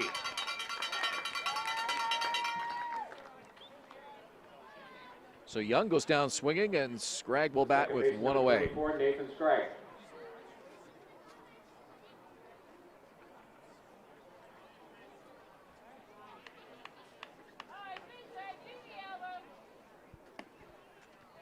Misses on the first offering, ball 1. In Kitchener right now, just looking at the other score in the IBL game tonight, Panthers beating the Jackfish 3-0, in Welland. Panthers up 3-0 over the Jackfish right now. Slow roller to third, and the quick throw over is gloved out nicely by Michael Cicchetto. So 2 quick outs here for Leishman in the 5th inning. 5-3 ground out brings Austin Wheeler to the plate. The right fielder, number 28, Austin Wheeler. Well, the Panthers looking to build on that 2-1 record. And of course the standings early on here very tight, but they're just a half a game behind Barrie and London, who right now with early records are on the top of the IBL standings. If you look at the Baycats, all these changes that they had, the Panthers had just as many changes as the Baycats, which is interesting because they were the 2 teams going back and forth for all those years chasing the IBL championship. The Baycats won each year against them, but Panthers are a great opponent for all those years when they had those battles in the finals. Yeah, that 6th consecutive championship came in Kitchener in 6 games in 2019. And the Panthers hoping to perhaps flip the script here in 2021. Looking to become one of the top teams in the IBL this season in this early start to the 2021 campaign. Fouled off, so the count will hold it, no balls and 2 strikes to Austin Wheeler. He's reached base 2 times out of 3 so far.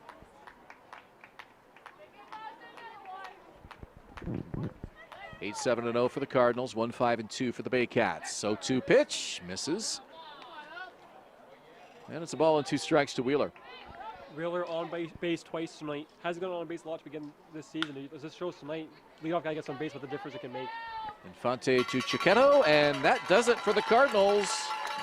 They go down 3 up, 3 down for the first time this evening. So some nice work by Marshall Leishman so far in relief for the Baycats. And the deficit still 7 as we go to the bottom of the 5th inning. You're watching Baycats TV. No runs and no hits, no errors, no runners left on base.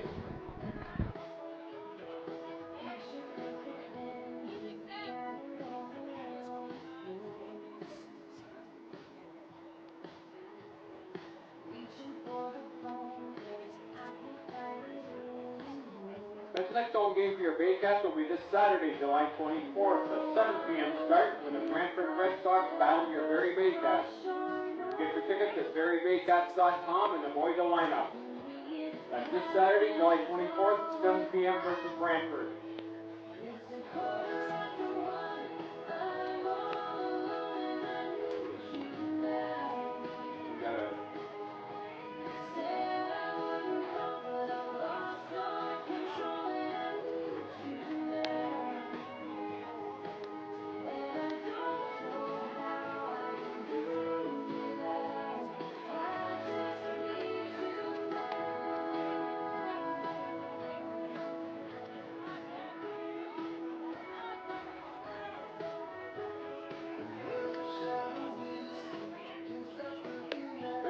Game underway in the IBL tonight. Top of the 5th in Welland. The Kitchener Panthers leading the Welland Jackfish by a score of 3-0.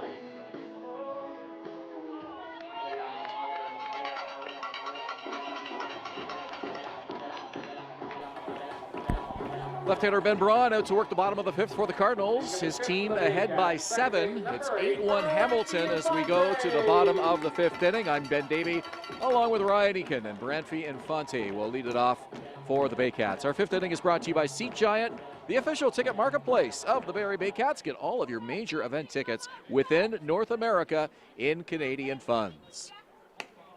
First pitch to Infanti misses, ball 1. So Ben Braun tonight has been just about as solid as he can be. Ryan looking really good and hoping to atone for Hamilton's loss here in the home opener a week ago.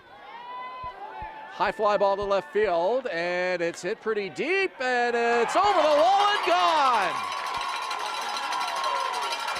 It's a home run for Branfi Infante and the Baycats, making an 8-2 ball game. The one thing I thought of when I saw Branfi Infante batting 9th in the Baycats lineup tonight is, why is Branfi Infante batting 9th in the Baycats lineup? He's so talented, he has a ton of power through all fields of the park, and he showed there, bomb to left field, leads this inning off the home run. Well, that ball just kind of kept carrying, and it sailed over the head of Lane Renault. Over the left field wall, and the Baycats strike early here in the bottom of the 5th inning. So Jake Wilson now, as we're back to the top of the order for Barrie. Wilson right back to the mound. Braun, no trouble with that. Fires it over to first for the first out. And Infante absolutely knew, as there's people out down at the bleachers at left field, that ball was gone the second that left his bat. Right fielder number 95, Noel McGarry Doyle. First home run of the season for Infante, and just his second hit in his second game for the Baycats. Swung on a missed. McGarry Doyle falls behind 0-1. McGarry Doyle tonight walked and scored a run in the 3rd inning. 0-for-1 here tonight. Hits this one on the ground to second. And a diving play by Scragg. It goes off his glove. That's an infield hit for the Baycat right fielder. Not bad by the second baseman for Hamilton there to keep the ball in front of him, but no chance either way to get McGarry Doyle at first base.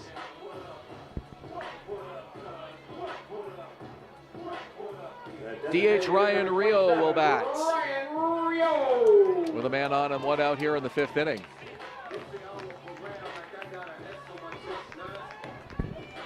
Now, earlier in the ball game, I mistakenly said that a ball was hit off the glove of Rio. He's not at first base tonight. He is the DH. It's actually Michael Chiquetto at first base tonight for the Baycats, but I falsely said that ball went off Rio's glove. So I guess you could say that I blamed it on Rio.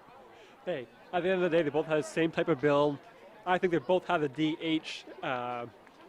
They had the DH look at the look of a DH. The David Ortiz look. Not a guy that's going to play first base often. Easy to confuse the two. But as you said, Rio with the pink shoes. I'm glad you're making excuses for me here. Well, a balk has been called. They had the runner picked off, but the home plate umpire there calling that a balk. So McGarry Doyle will get second base. And how crushing would that have been for the Baycats? You're down 8-1 and you'd be running into outs. Luckily that Ben and Braun balked on that play. Otherwise, you'd have been down and out in a time where you're running out of outs if you're the Baycats right now in the bottom of the 5th inning.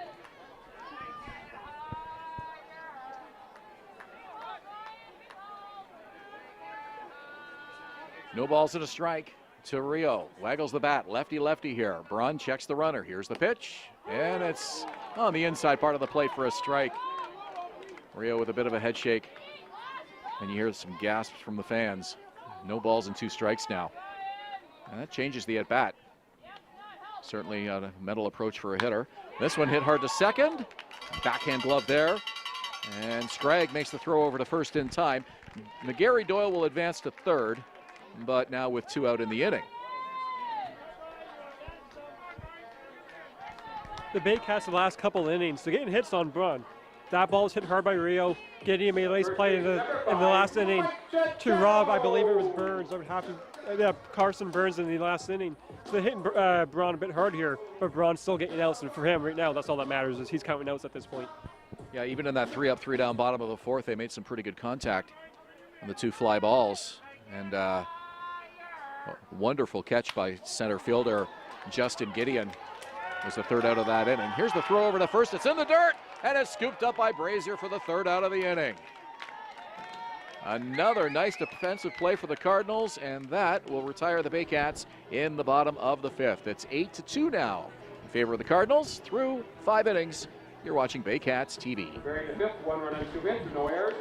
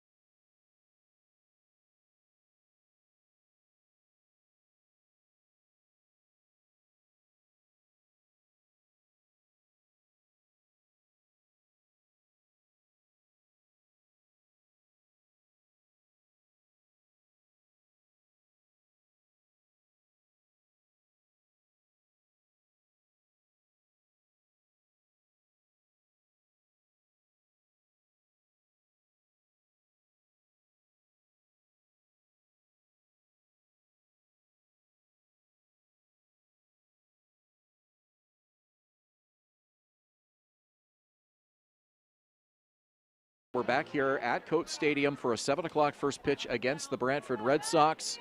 And that broadcast will be live on Rogers TV, so you can catch the action from home, or better yet, get a ticket and come on out here to the ballpark and watch it here at Coates Stadium, BarrieBaycats.com, to get your tickets for Saturday night's game. Called strike. And it's 1-1 here to Justin Gideon, who has been solid defensively tonight, but still looking to get aboard for the first time this evening. Justin Gideon not getting it done with his bat tonight, getting it done with the field, though. That was an amazing catch a couple innings ago on Carson Burns in center field.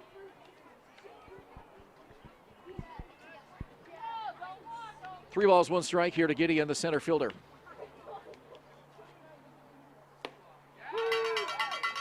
And the count is now full, 3 balls and 2 strikes.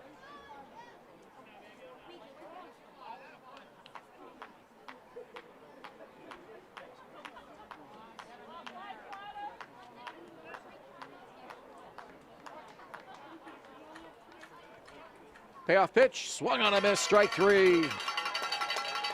Down goes Gideon, he's 0 for 4 tonight. You told me the Hamilton Cardinals would be having an 8 spot on the Baycats right now with Gideon having the night he's having. I would say absolutely no way, but credit to the Hamilton lineup for backing up their start tonight when he's not on top of his game.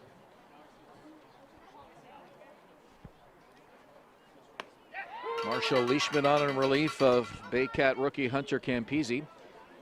On the hook for the loss here tonight. Hamilton tagging him for 5 runs in the top of the first inning.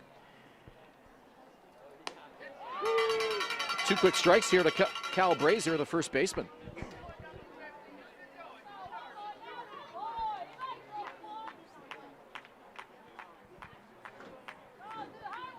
Pitch from Leishman, swung on and missed.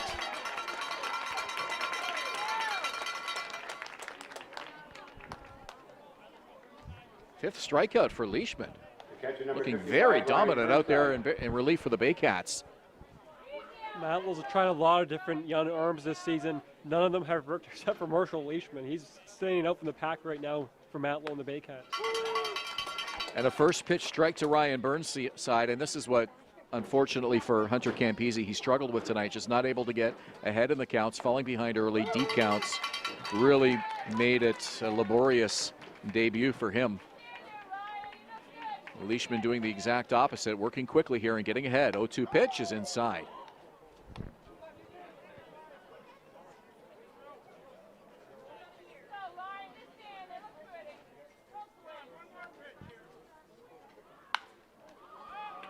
High fly ball, left field, and that's an easy catch for the left fielder Jeff Cowan. So back-to-back 3-up, 3-down innings here for the Cardinals, and through 5.5 innings. Hamilton 8 and Barrie 2.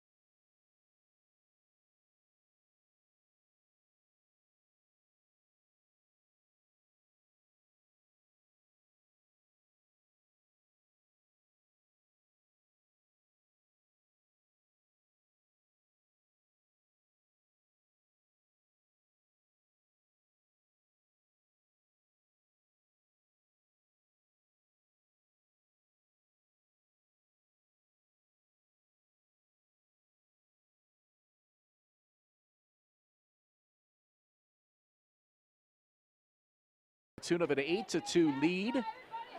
And Braun has been pretty strong out there tonight. We're seeing dominant pitching on the Barrie side now from Marshall Leishman, who has retired 10 out of 12. Not a game that we would have called a pitcher's duo from the outset, with Hamilton scoring 5 runs in the top of the first inning, but both of these hurlers have really settled down nicely so far, Ryan.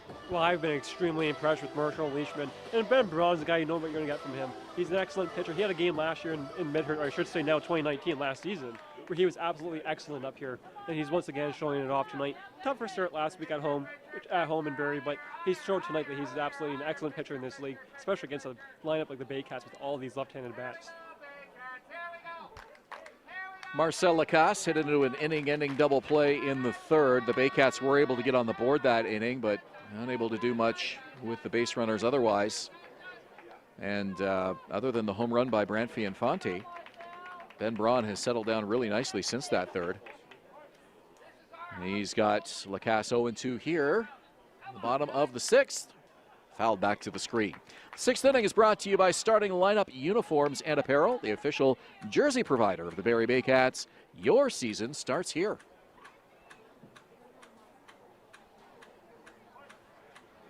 Left-hander versus left-hander. Braun showing no sign of fatigue. Works quickly. 0-2 pitch. Swung on and a foul tip into the glove. And there's one out here in the 6th inning.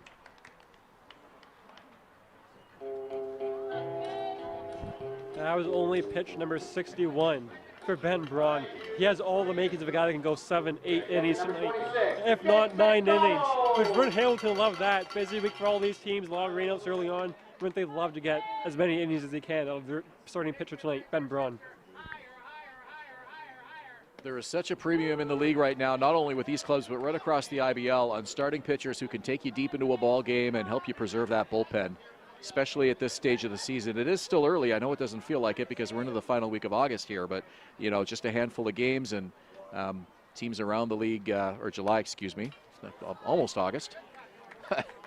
Teams waiting for players to be able to come across the border and join the roster, and Barrie certainly no exception with some arms that are hopefully on the way soon.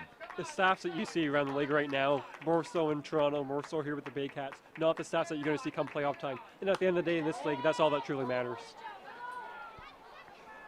0-2 is fouled off by McDonald.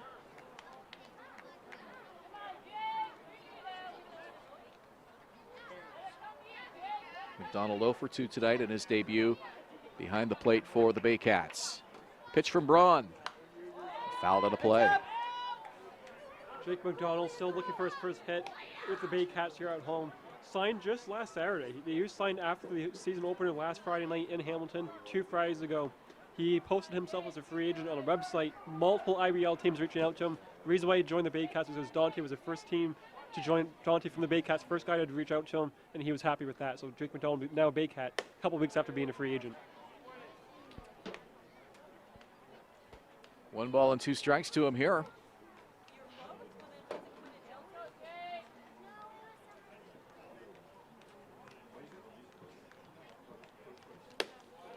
One-two pitch misses, and the count is now even. 2 balls and 2 strikes. Bottom third of the order to follow. Cowan, Burns, and Infante for the Baycats, looking to chisel away at this 6-run Hamilton lead. 2 balls, 2 strikes. The pitch on the ground, foul.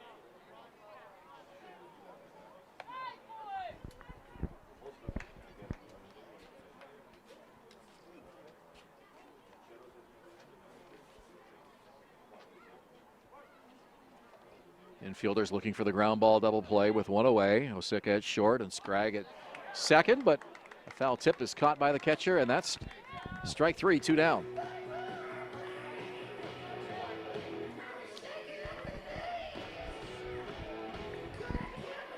Left fielder number 42, Jeff Cowan.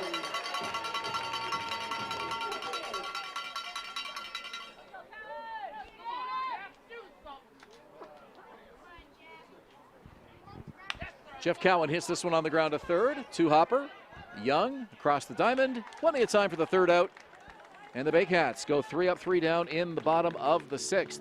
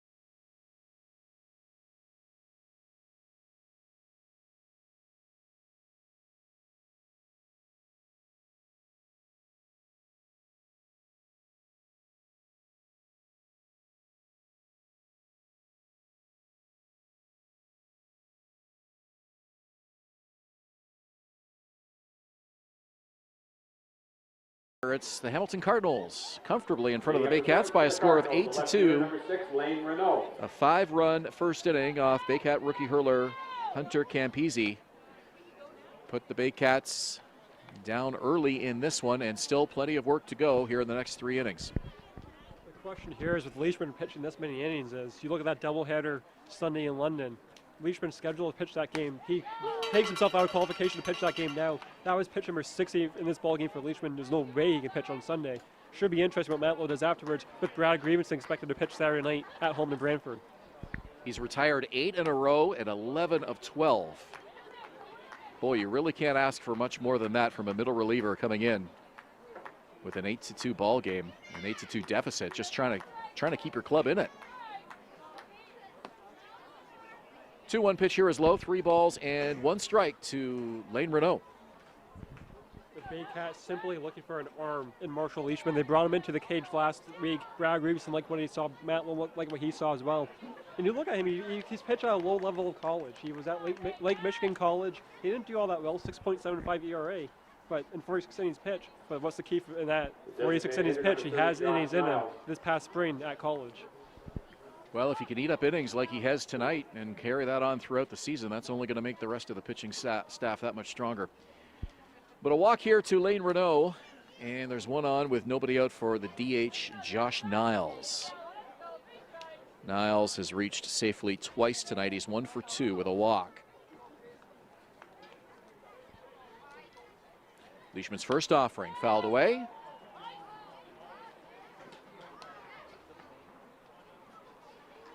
Eight runs, 7 hits for the Cardinals. Baycats also with 7 hits, but just 2 runs to show for it, and a pair of Barrie errors have certainly been a factor tonight as well.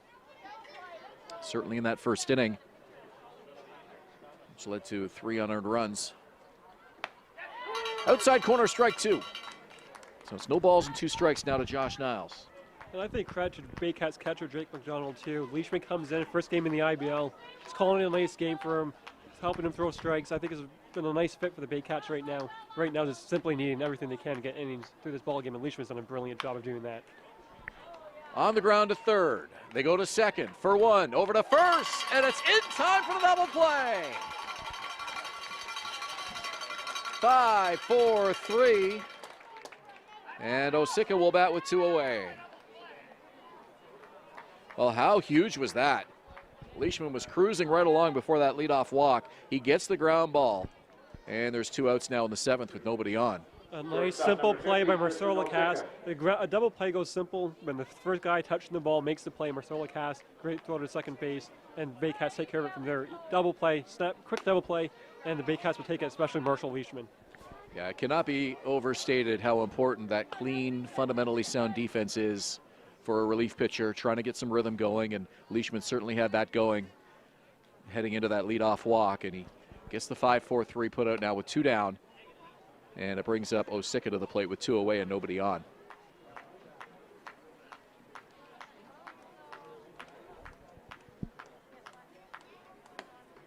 Outside corner, strike 1.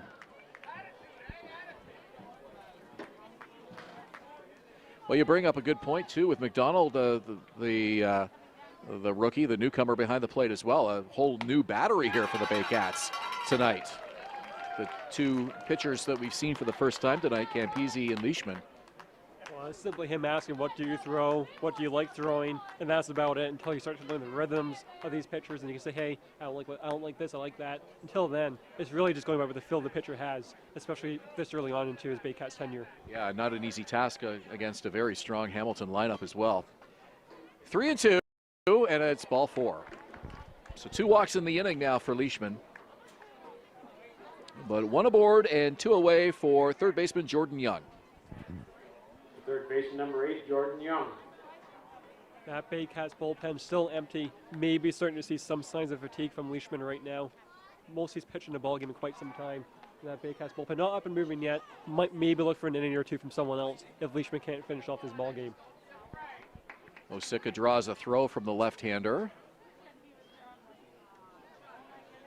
Dances his way to a sizable lead at first. No throw over though. The pitch is low, ball 1 to Jordan Young. Young has reached twice tonight. That error in the first inning, which cleared the bases. Came off of Young's bat. He walked and scored in the third and struck out swinging in the fifth. Called strike 1-1.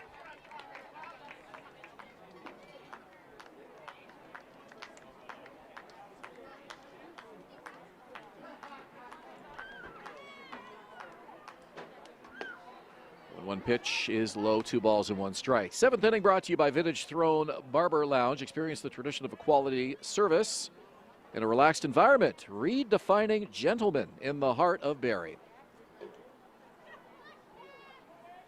2-1 offering from Leishman on the ground. It's a short, dropped, but they go the short way to second, and still plenty of time to retire Young 6-4. So 1 stranded for the Cardinals in the top of the 7th inning. It's still 8-2 Hamilton after 6.5 here at Coates Stadium in Springwater.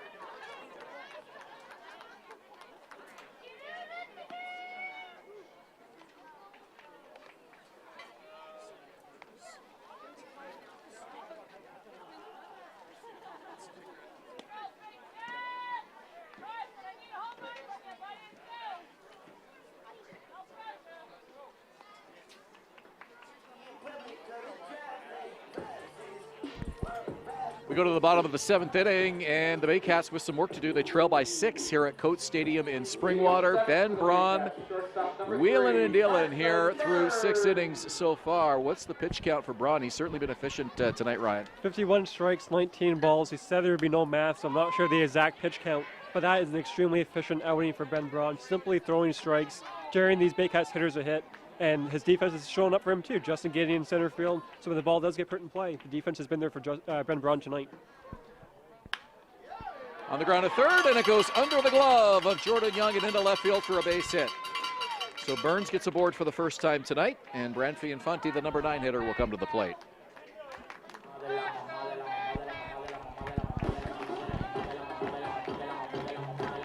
So Braun just getting through the Baycat order for the 3rd time here with Branfi Infanti's 3rd at bat here, the number 9 hitter. So he has definitely been efficient with his pitches, getting the Cardinals deep into this ball game. There is a right-hander starting to loosen up in the Cardinal bullpen, but so far so good for Ben Braun. Runner goes, and this one hit deep to left field. It's going to stay in the park though. And the catch is made by Lane Renaud. I don't love that decision by Carson Burns to run at first base. You don't want to run into any outs at this point in the ball game. You're not playing for 1 run. You're playing for multiple runs. You don't want to get caught out, especially at the top of the order without coming out. Yeah, you got to really watch the line drives with only 1 out in the inning there, or nobody out in that situation. But he's still aboard here with 1 away now for Jake Wilson, the center fielder. Wilson with a bunt down the third base line, but it rolls foul. Wow, bunting 8-2. That not what you would expect in this situation. Wilson thought you could get on base with the base hit. At this point, base runners are at a premium. You can get on base. Noel gets on. Just like that, you got Rio, Tichetto, and your big-time hitters coming up. I don't mind that play at all by Jake Wilson. Well, he's got the speed, no question. Wilson with that inside the park home run when these teams played last week. 0-1 pitch to him, and that bounces up to the plate. Runner stays put. If I believe it or not, there's another left-handed bat that led off for the Baycats for 15-plus years that was also capable of laying down a bunt down the third baseline. 1 ball, 1 strike, 1 out. lefty-lefty matchup. Braun looks at the runner. Here's the pitch. Misses away. 2 balls and 1 strike.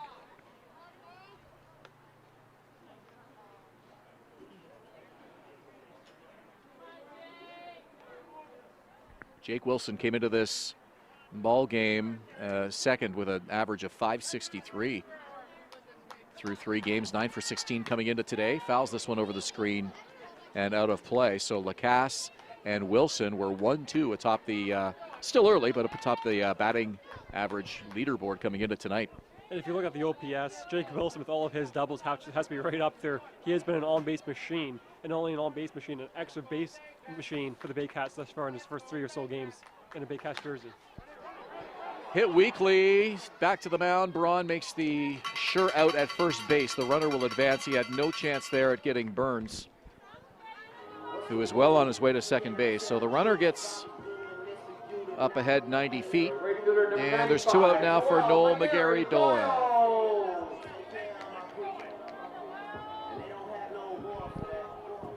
Doyle tonight 1 for 2 with a walk. Scored Barrie's first run in the 3rd inning.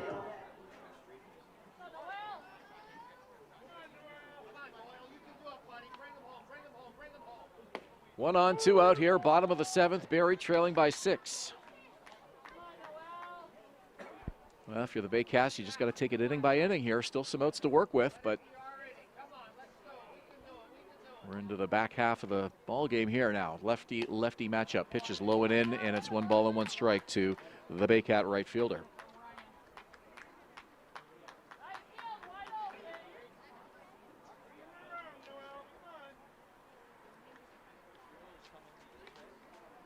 One from Braun on the ground to third, and it's through the legs of the third baseman Jordan Young. It goes into left field. Here comes Burns in the score. Head first slide to the second, and safe is Noel McGarry Doyle with an RBI double to make it an 8-3 ball game. Should be interesting what they call that. I think you give that a hit. And how about Noel McGarry Doyle ending up at second base in the plate? Absolutely electric speed by the Baycats outfielder. So Barrie now down by 5, and time for a conference on the mound as out for a visit is catcher Ryan Burnside. And that indeed was given a hit to the Baycats outfielder. Yeah, it was hit pretty hard, but Young unable to get it between the legs. It just got by him and went into left field. So Barrie able to keep this bottom of the 7th inning alive. And how important is this now with a runner at second base and 2 away? You have to think, as you got now double barrel action in the Hamilton bullpen, that if Ryan Rio gets on base, that might be the end of the night for the former Ontario Blue Jays southpaw. So they're going to leave Braun in here to try to finish off this bottom of the 7th inning. He's going to face the DH Ryan Rio. Hitter number 27, Ryan Rio. Some real power in the heart of this order with Rio, Chichetto, and Lacasse. All up next, 3, 4, 5 for Barrie, but with 2 away.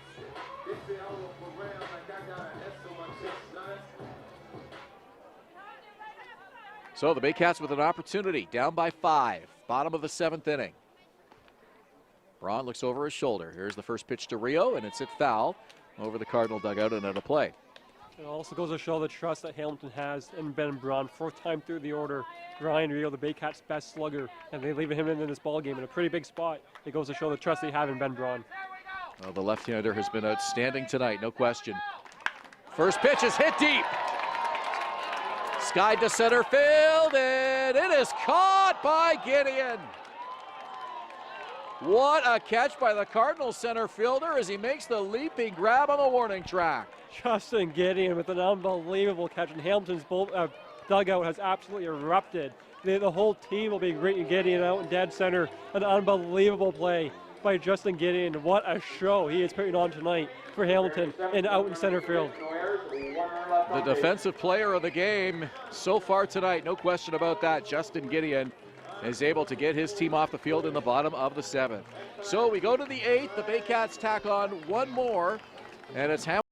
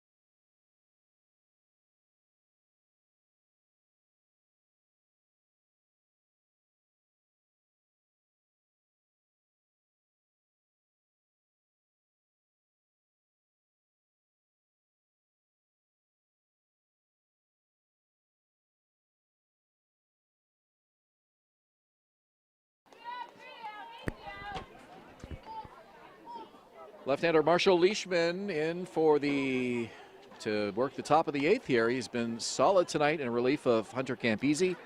And he'll face Nathan Scragg, the number 9 hitter, to lead off the 8th inning for the Cardinals. Fouled out of play, strike 1. The 8th inning is brought to you by Barnstormer Brewing Company, the official local beer of the Barrie Baycats.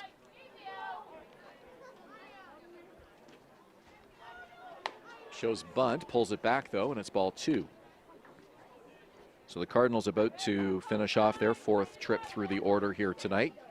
Scragg tonight 0 for 2 with a walk. Waggles the bat, 2-1 pitch, and it's 3 balls and a strike.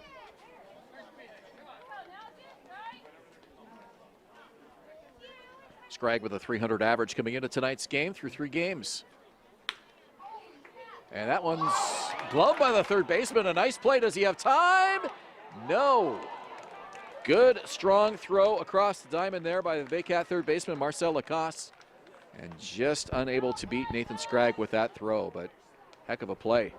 I didn't think Lacoste got a great read off that ball, but you know when he was able to make that catch, that he has an absolute bullet. We saw it last week, 2 weeks ago, against Hamilton, in Hamilton from behind the plate. He has a bullet of an arm, and you saw it on that play. The fact that was even close was impressive on Lacoste's end. 8th hit of the ball game for the Cardinals, and there's one on with nobody out here. Looking to add to their 5-run lead. Back to the top of the order now for Austin Wheeler.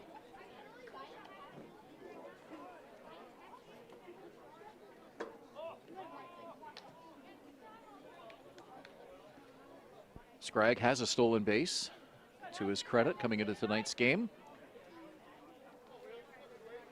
And he takes a lead, draws the throw. It looked like he was about to go off with that pitch, and sneaky move there by the left-hander Leishman to get him back head first.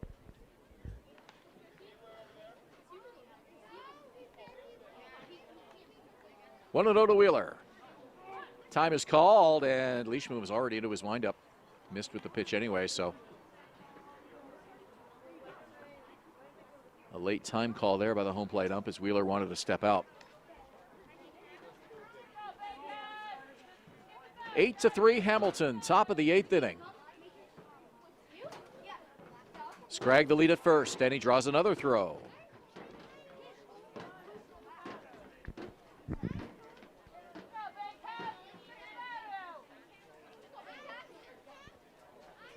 Burns and Infanti, middle of the infield, looking for a ground ball here. Here's the pitch. Fouled back to the screen, strike 1. A right-handed pitcher now up in the Baycats bullpen. This might be the last inning you see from Leishman tonight. Boy, he's been strong coming on in relief in the 3rd inning, the top of the 3rd inning. Here he's gotten his team now to the 8th. But the Baycats offense has yet to really chip away at this Hamilton lead. Still a 5-run lead for the Cardinals.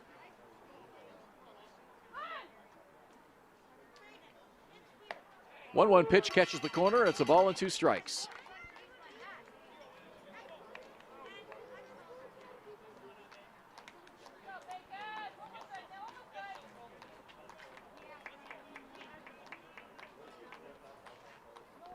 This top of the Cardinal order, just 3 for 12 through 4 plate appearances.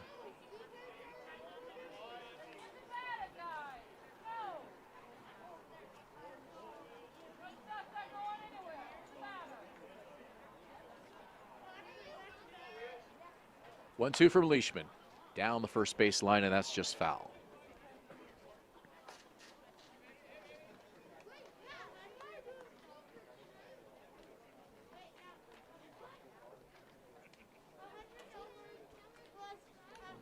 Five-run first inning for Hamilton, putting them comfortably ahead, and they lead by 5 now in the 8th. 1 ball, 2 strikes. Runner not going, swung on and missed. A foul tip into the glove, throw down to first, and back head first is Scragg. 1 out here on the top of the 8th. The center fielder, number 11, Justin Gideon. That might have been Leishman's best fastball in terms of pure velocity tonight. It comes here in the 8th inning as he's been absolutely cruising since coming in for relief of Hunter Campese, the Baycats starting pitcher. Actually seems to have gotten even stronger with that fastball as the game's unfolded here. One away, and it's a called strike to Gideon, who, without question, his defense has certainly been a factor here this evening. Two star-studded plays in the outfield tonight. He's really been strong in the outfield for the Cardinals.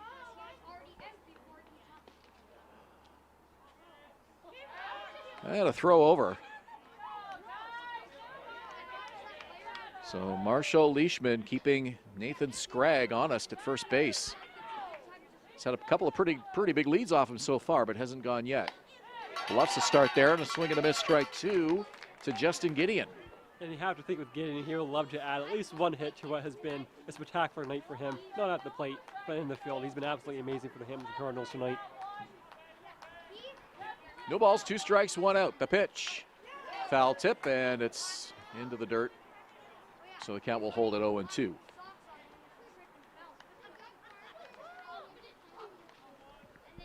Third meeting of the season for these clubs. They face each other 5 times, each team with a win at home heading into this one here tonight. 0-2 pitch, runner does not go, and this one hits a right field, and it is a fair ball. Rounding second is Scragg. He's going to be waved in from third. Up with the ball is McGarry Doyle, and the throw is cut off. The Cardinals add another run. That's an RBI double for Gideon and a 9-3 Hamilton lead.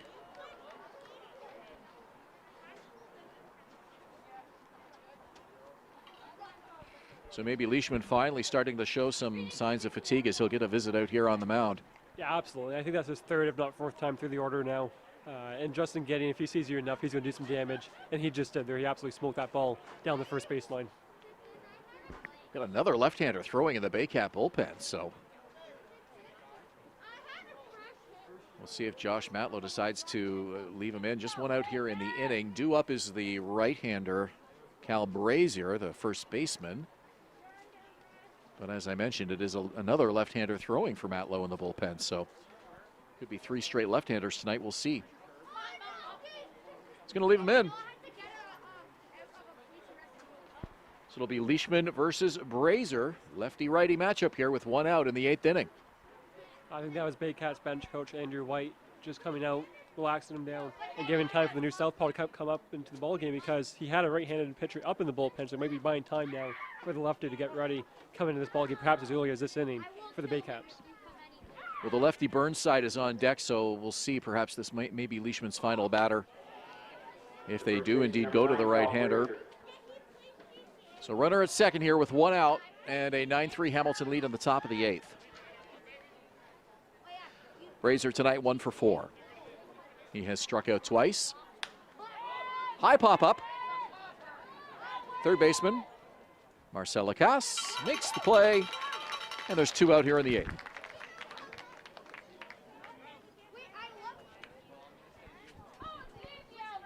Catcher number 55, Ryan Burnside.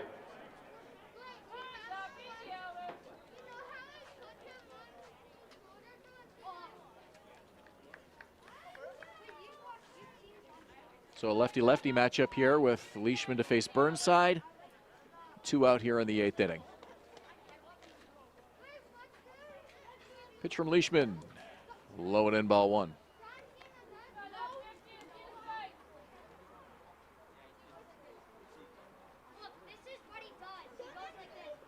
The RBI double by Justin Gideon, making this a 9-3 ball game for the Cardinals. And now Leishman misses with 2 straight offerings to Burnside with 2 away. Burnside tonight 2 for 4 with a run scored. 2-0. Gets the called strike.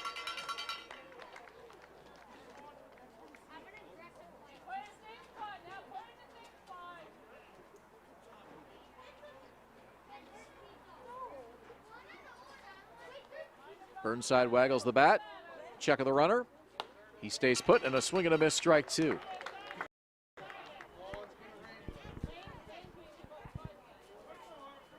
So Leishman now a strike away from getting his team off the field here in the top of the 8th. A 6-run Hamilton lead. Here's the 2-2. Swung on a miss, strike 3. What a job by Marshall Leishman tonight. He strikes out Ryan Burnside to end the top of the 8th through 7 1/2. It's a 9-3 Cardinal lead here at Coates Stadium. For Hamilton, the eighth, 1 run and 2 hits, no errors, 1 runner left on base.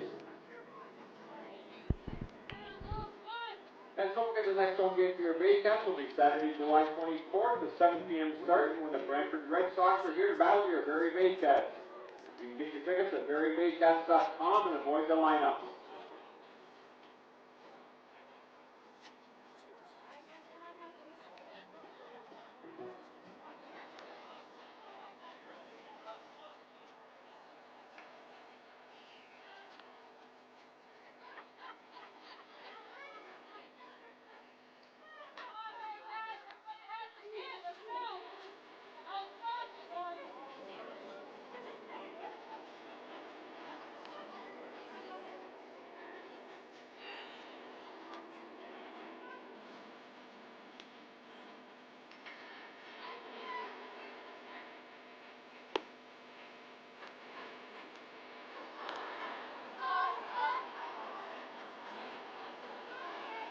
That's a change for the Cardinals in the pitch, number 33, Dan Connerty.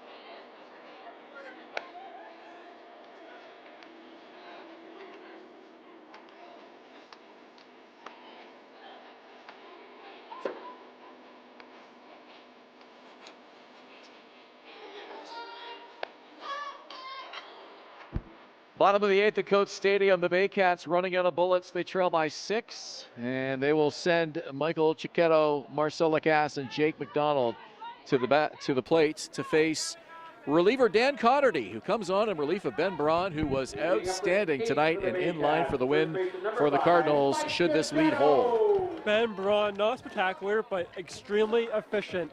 Only had 4 strikeouts, but was brilliant, allowing only 9 hits, 3 runs, all earned. Ben Braun be able to take that outing on the road in this ballpark every day of the week. So Dan Connerty, the big right-hander, comes on and inherits a 6-run lead into the bottom of the 8th inning. Michael Chiquetto tonight 2 for 3. First pitch is outside, ball 1.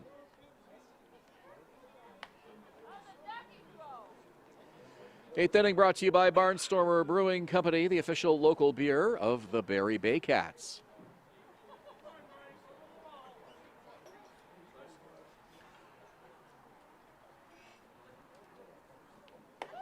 Pitch is way high. Connerty working from the stretch, even with nobody aboard here in this bottom of the 8th inning.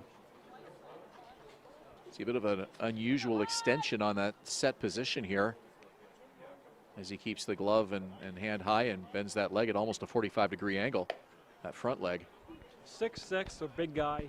He had a great season in 2018, 3.06 ERA in 2018.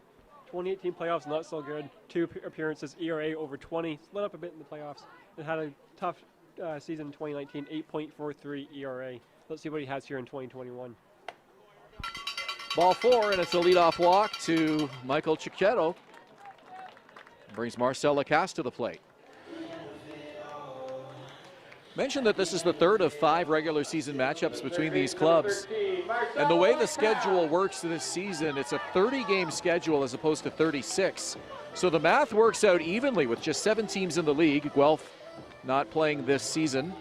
So there's 6 opponents, 5 games against each opponent, makes a 30-game schedule. So the Baycats will play every team 5 times, including teams like London that are geographically a little farther away. They might have only historically played them, twice in a season, but this year they're going to see them 5 times. And if you think of the schedule makers in the IBL, they've played around the schedule a lot. I think they like it 30 games, 5 teams each, nice and easy after having to move the schedules around a lot in the last 5 or so months. Playing in May start, and then in June 1, and now here in July. Certainly keeps things equal right across the board as far as your schedule goes, and that certainly can't be a bad thing in a bit of an unorthodox season. At least some baseball on the field, which is a good thing, but a little bit different with the late start this summer. And playoffs going a little bit later than usual into September as well. 1 ball and 2 strikes. Marcel Lacasse tonight, 2 for 3. Hot hitting left-handed third baseman. Holds the bat high. Here's the 1-2 pitch on the way. Inside, and the count 2 balls, 2 strikes. You mentioned Connerty's height, Ryan, 6'6". He looks like he's trying to fit through a door frame in that set position. That leg and, bending at such an awkward angle.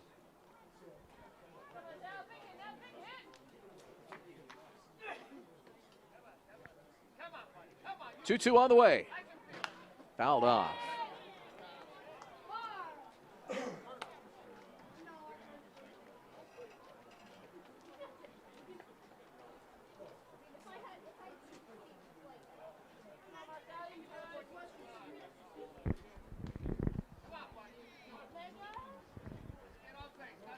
Baycats down by 6, bottom 8. Fouled away again. So Lacasse battling hard here, 2 balls and 2 strikes. Staying alive in this tough at bat here in the bottom of the 8th inning. Lacasse on base just 1 time tonight, now batting only .571 on the season. So slowing down a bit now is Marcel Lacasse after a hot start to the season. .571 batting average now. That's it. Pretty tough when your average takes a hit like that in one night. 3 balls and 2 strikes now, the count is full. Well, Connerty not concerned at all with a runner. Chiquetto at first. Just focused on the batter here with none away in the 8th inning. 3-2 pitch on the way, and it just missed, ball 4. Close, but not close enough for Connerty, and there's now 2 on with nobody out. Ben, you saw it last night at the pits. The team's up by runs, lots of runs. What do you want from your relief pitchers? Throw strikes. If you get hit, you get hit. That's baseball. You have to throw strikes. Carter comes out of the bullpen. He walks Chiquetto, and now he walks Lacasse. And the Baycats have base runners on, and that leads to a pitching coach for Hamilton coming out now to talk to him, try to settle him down, because he needs to start throwing strikes now before the Baycats turn this into a rally. Yeah, the Baycats are going to make him and the Cardinals work for these 6 outs. There's no question about that. They're down by 6, so no need to be impatient if you're Barrie. The catcher number 26, Jake McDonald. Take your time, get as many runners aboard here, and keep this inning going as long as you can. Still none out, and 2 aboard here in this bottom of the 8th inning. Jake McDonald, the catcher, in his Baycat debut. Big opportunity for him here with 2 on and none away. Righty-righty matchup. Pitch is a called strike to start him off.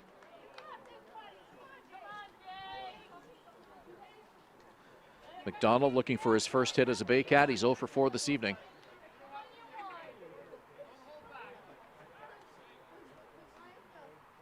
Oh, 1 from Connerty. That missed outside. 1 ball and 1 strike. I think you might think for a guy his size, he might be throwing a bit harder than he is. Not throwing all that hard. I'd be surprised if he was touching 90 on the gun. Veteran Jeff Cowan on deck. Carson Burns, the shortstop, to follow. 1-1. High and inside, and ducking away from that one is McDonald. That ball not thrown very hard, but definitely brushed him off the plate, and it's 2 balls and a strike. Talking about Campese, the first couple of innings, I kept saying he has no feel for secondary pitches. Same thing right now for Hamilton's relief pitcher. No feel for secondary pitches. Let's see if he can get out of it. Yeah, a lot of similarities. You make a good point. 2 balls and 1 strike. Pitch catches the corner, and it's now 2-2. Oh, and McDonald really upset at that. Couple of strong words, but he better be careful. This at bat isn't over. 2-2 with none out. Connerty deals. Swung on and missed. And McDonald really upset as he barks and heads back to the dugout. McDonald not happy at all as he heads back to the Baycats dugout. Yeah, you look at that. You mentioned a couple innings ago how a call changed the whole at bat. That was exactly the case on that one. Instead of 3-1 to McDonald, it was 2-2. He strikes out in a high fastball the next pitch. Yeah, on a 2-2 pitch, it's much different than 3-1. And 1 out now here for Barrie in the bottom of the 8th. A called strike to start off Jeff Cowan.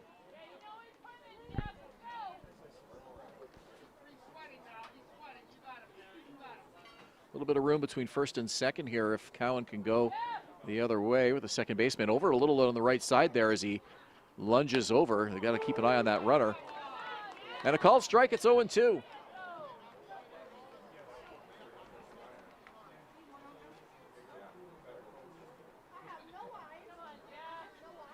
Connerty not even thinking about the runners here. No balls, 2 strikes, 1 out.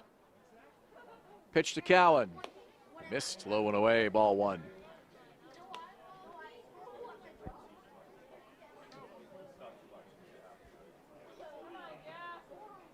Baycats' 3-game winning streak in peril here tonight. Down by 6. Bottom of the 8th, 1 away. Connerty set. Pitches outside, and the count is now even 2-2. He's missing high and outside on that fastball quite often right now. Should be interested if he can get one a bit more inside and see if he can get blow one past Cowan on a high fastball. 2 balls, 2 strikes. Cowan, the veteran, ready, as is Connerty. Hit on the ground and through into right field for a base hit. They're going to send the runner home. This is Chiquetto coming to the plate. The throw is cut off, and Barrie adds 1. It's now a 9-4 ball game. RBI single by Jeff Cowan, and a big one as it keeps this inning going.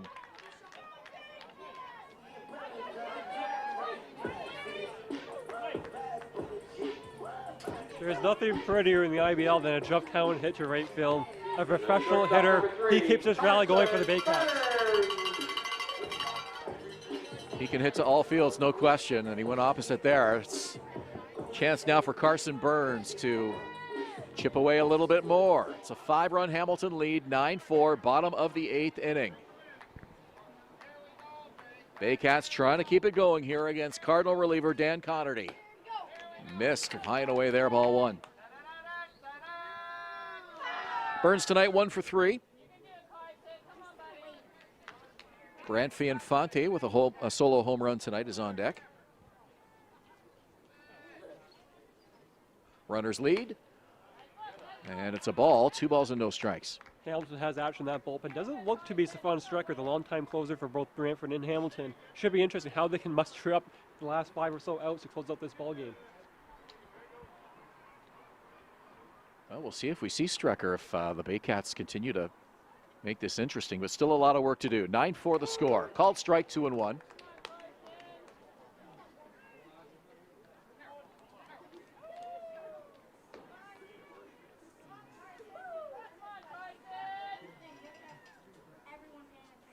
Connerty comes set. 2-1 on the ground. Foul. Over toward the Baycat dugout, and it's 2 balls and 2 strikes.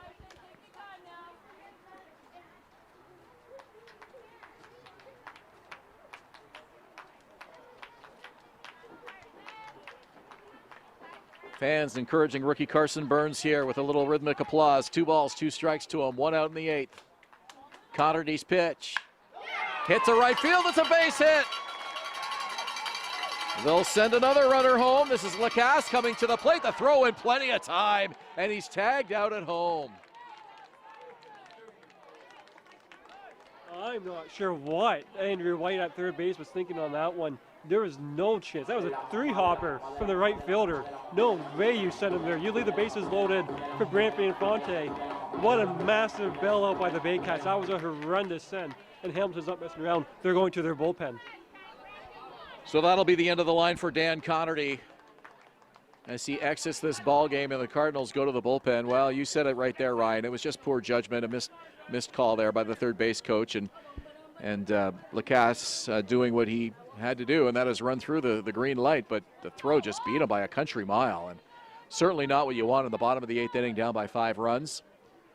But still 2 outs, so the opportunity will present itself here for the Baycats with runners on the corners. And we'll see who comes in from the bullpen. And we'll see who is coming out of that bullpen. But you look at them right now, runners on the corners, 2 out. Could have been bases loaded, 1 out. With Barrie Baycats, who has a home run tonight, and that is one guy and one man only coming out of that bullpen for Hamilton right now. It's the best closer in IBL history. Certainly is. You can tell from the hair. It's Stefan Strecker. We don't even need to see a jersey number on him. That's all right. Hitter gets the ball from manager Dean Castelli, and he's going to come on in relief here.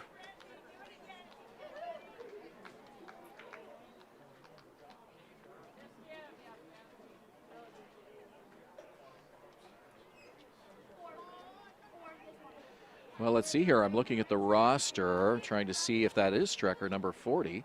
Second guessing myself now.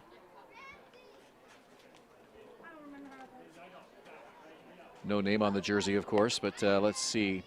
Defensive change for the Cardinals into pitch number 40, Stefan Strecker. Okay, it is Strecker. So we had Strecker as jersey number 31, but he's wearing 40 tonight. So Strecker, the tall right-hander, on in relief of the Cardinals. He's been in this league an awful long time, Ryan. He has been. If you look back at all those great Brantford Red Sox teams, he's the one guy in this league left from all those teams. He's the greatest closer in IBL history. He's a top 100 player in IBL all time. And he's the last guy right now you want to see if you're the Baycats offense. Well, as you know, I covered the Baycats and the IBL from 2005 to 2010. That was my final season and my first stint covering this ball club. That was 11 years ago. And Strecker pitched for the Brantford Red Sox on that 2010 championship team. So that gives you an idea how long he's been in this league. He survived my 11-year hiatus from the Intercounty Baseball League. He's still here. And the best part about Stefan Strecker is he's still just not as dominant, but he's still the guy for Hamilton on the bullpen. He's absolutely got to be feared with. Stefan Strecker, as you know, as good as it gets. He's got 6 rings on his finger for a reason. He's closed out multiple championships for the Brantford Red Sox. Pretty quiet hush over the crowd here at Coates Stadium with the Baycats down by 5 runs. Everything's just kind of come to a bit of a dead vibe here. But we'll see what the Baycats can do now after that unfortunate miscue with the runner Marcel Lacasse getting thrown out at home plate. 9-4 ball game. There are 2 outs here in the 8th inning. Brandt Infanti has a home run tonight, and he'll look to keep this 8th inning going.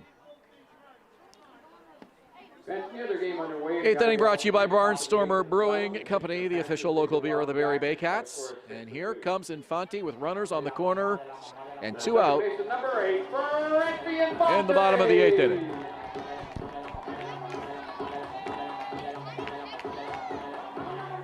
Nine runs, 9 hits for the Cardinals. 4 runs, 11 hits for the Baycats.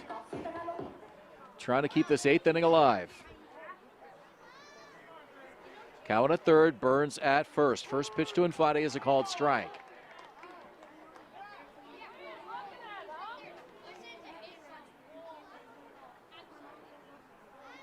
Situations like these, certainly nothing unfamiliar to the Cardinal closer.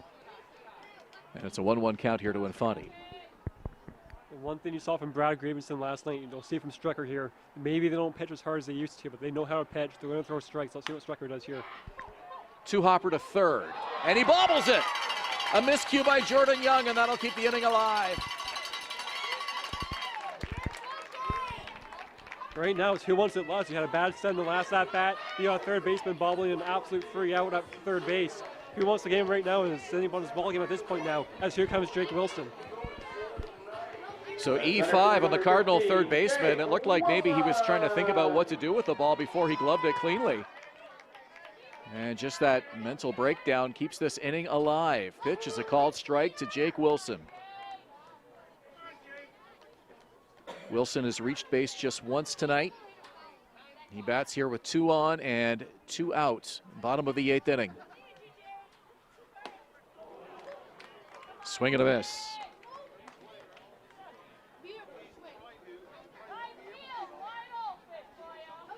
Baycats with a pair here in the bottom of the 8th. They trail by 4, 9-5 Hamilton. Pitch to Wilson. Check swing. They appeal. He did not go. And it's a ball and 2 strikes.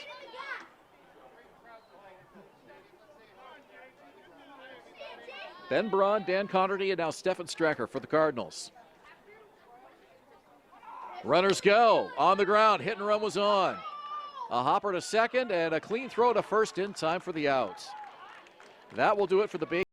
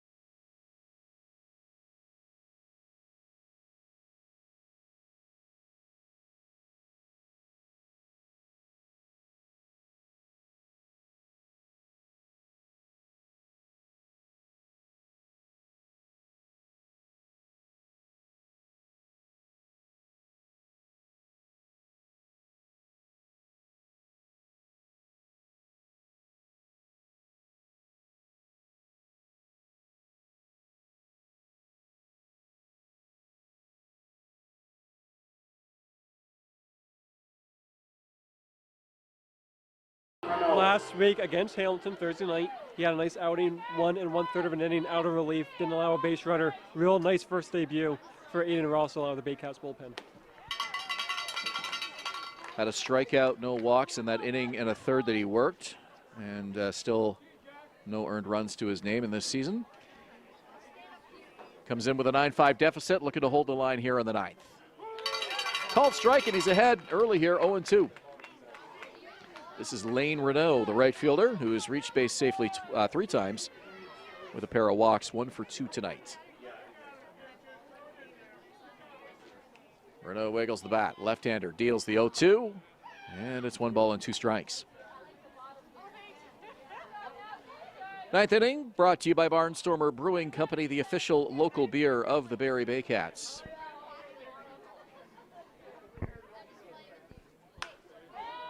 High pop-up foul into the trees and out of play. Noticing some more long sleeves and hoodies around the crowd than we had a couple of hours ago. It's really cooled off here at Coates Stadium. There's 2 reasons for that. Yes, it's cooled off, but also it's a mosquito protector, the ultimate mosquito protector. There's been mosquitoes out and about here in Coates Stadium, as always, on a July night in the summer. Yeah, that's to be expected. Not as bad tonight as we have seen on some occasions, but always a good idea to keep that skin covered in the late innings here at Coates Stadium. 2 balls, 2 strikes. The left-hander works, and another pop foul. Once again, don't forget, we are here at 7 o'clock on Saturday night this weekend. If you haven't been to the ballpark yet, get your tickets at barriebaycats.com and watch the Baycats play the Brantford Red Sox as they will make their first visit here in this 2021 season. Always a good rivalry between Barrie and Brantford. If you can't make it out to the ball game, we'll have the call live on Rogers TV here in Barrie and in IBL markets across Ontario. 7 o'clock start Saturday night here from Coates Stadium. And we'll have other broadcasts for you, of course, throughout the year right here on Baycats TV. So we hope you can bookmark this page and continue to follow the team throughout the season. 3 balls, 2 strikes.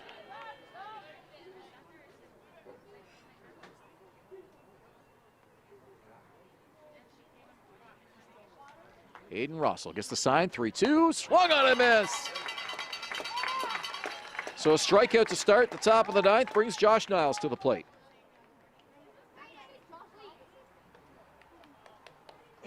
The designated hitter, number 30, Josh Niles. 6'3", 230 pounds. He is a Barrie native. Tall left-hander. Works to Niles, swung on and missed.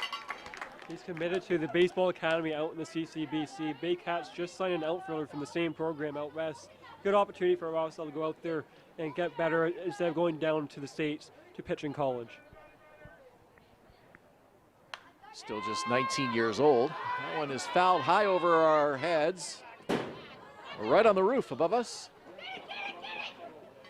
No balls and 2 strikes.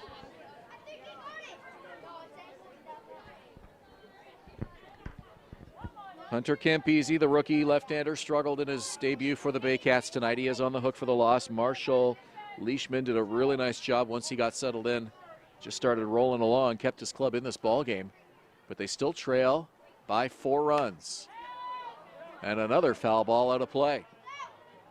So 3 straight left-handers for Josh Matlow, taking care of the pitching duties tonight for the Baycats. It's huge because Marshall Leishman gave the Baycats innings out of the bullpen massive. Only question now is he pitched too many innings to pitch on Sunday, so it should be interesting the fallout effect from Leishman's outing. High pop up, and it'll be the first baseman. Chiquetto has trouble with it. Lost it in the lights, perhaps.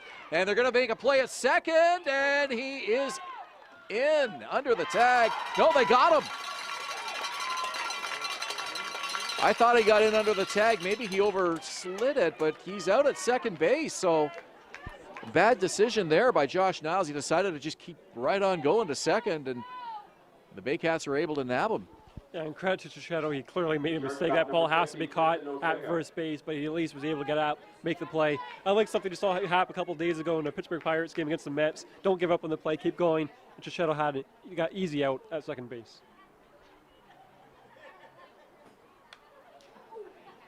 So it is an error, and then the put out at second base. So, and as you mentioned, credit to Chicato for staying with that one and having the presence of mind to see that the base runner was making that daring attempt to take second.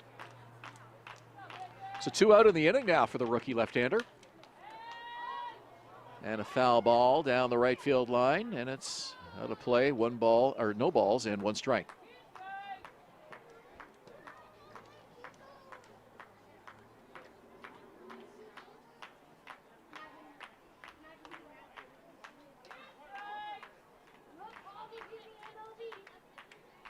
Oh, 1 from Russell, and that one is high. 1 ball and 2 strikes.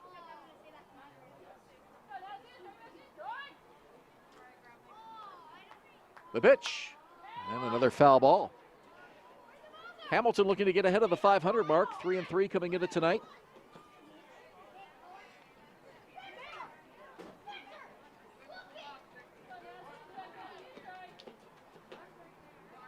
One ball, 2 strikes, 2 out.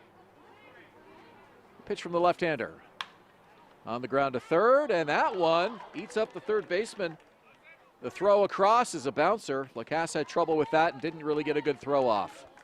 Yeah, Lacasse has to make that play at third base. No question about that. He knows that. You can tell by his reaction. Absolutely has to make that play at third base. So 4th error of the night for the Baycats.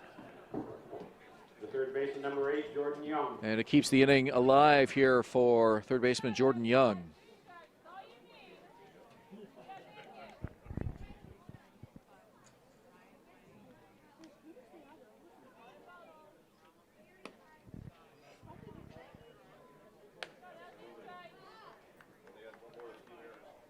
Young tonight reached on an error and a walk and a fielder's choice. 1-0 the count to him here. Also looks at the runner, deals the 1-0, and that misses 2 balls and no strikes.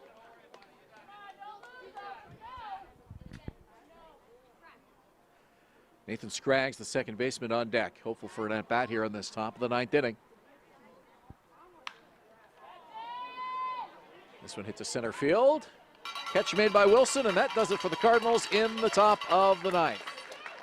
3 outs to go. Cardinals are leading by 4. You're watching Baycats baseball on Baycats TV.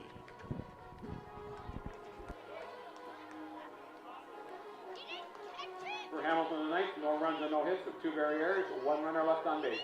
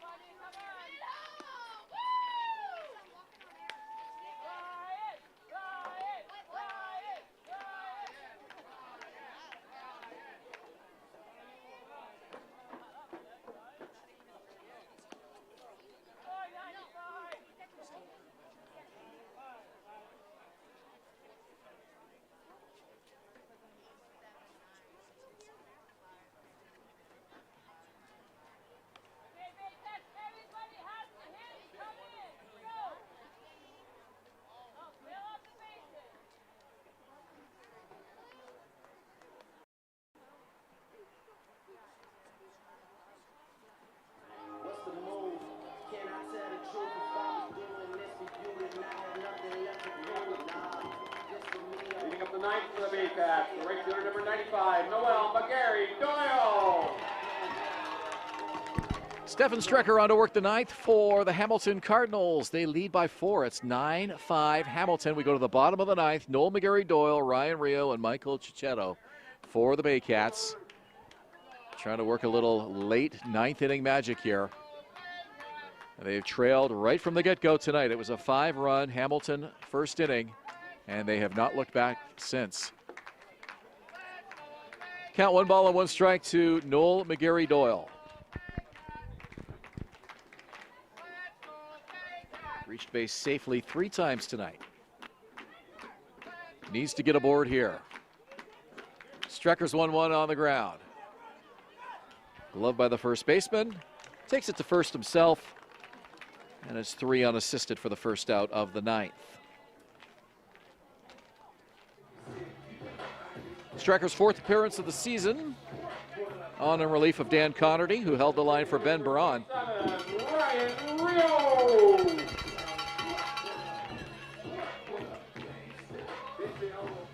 Ryan Rio brings over a 1-for-4 night to the plate.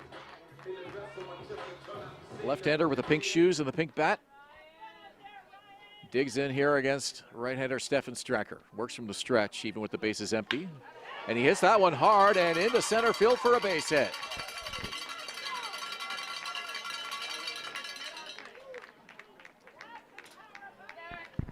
Michael Cicchetto, the first baseman, will get a chance to bat with the man aboard. A lot of work to go here, Ryan. Absolutely, but to Ryan Rio's credit, he is absolutely crushing the ball right now. Every contact, every at bat he has, he's hitting the ball hard. Full credit to Ryan Rio for the start he's had to the 2021 season.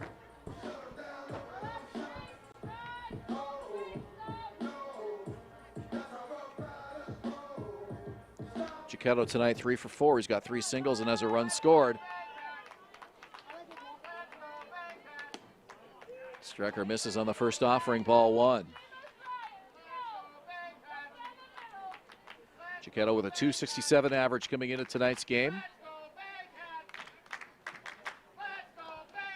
Fans want to see a comeback here tonight at Coates Stadium. They trail by 4. He hits this one to left field, and it'll be caught as Lane Renault comes across to his right and makes the grab, and 2 down in the ninth. Third base number 13, Marcel Lacasse. It's going to take a miracle at this point. I think Ben, multiple base runners are going to need to get on. But we'll see what happens. Stranger things have happened, but I'm not sure if stranger things have happened against Stefan Strecker. Well, you got a hot hitter at the plate here, Marcel Lacasse, coming off that big night last night at Christie Pitts in Toronto, and no bigger opportunity for him than here in the bottom of the ninth to keep this one alive. Behind him would be Jake McDonald, who's 0 for 4 tonight.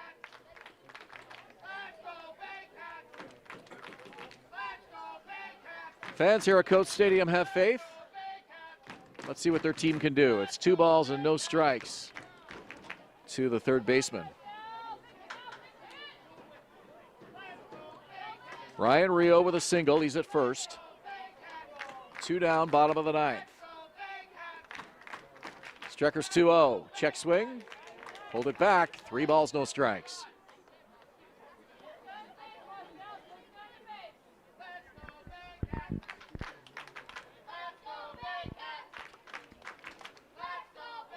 Ball 4, it's over his head, and it goes all the way to the backstop. And that will keep the inning alive for Jake McDonald, making his Baycats debut. What an opportunity here for the rookie. An absolute opportunity here to at least get on base, bring the time to run to the plate for Jeff Cowan. We'll see what can happen. Catcher number 26, Jake McDonald. So McDonald, the right-hander, in to face the right-hander Strecker. And if he can get on, it'll be veteran Jeff Cowan on deck. 2 on, 2 out. First pitch from Strecker gets the inside part of the plate, strike 1.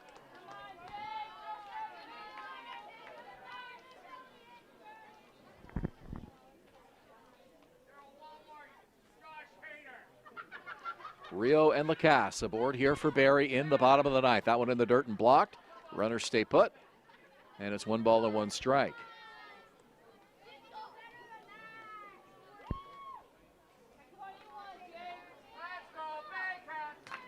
Runners lead, 1-1. And it gets away from the catcher. No play, runners advance, and now 2 in scoring position for McDonald. And that takes away the force out as well. Exactly that. Outside of taking away the force out, there's not a lot that makes a difference at this point, but hey, it takes away the force out, and at this point, any bit helps for the Baycats.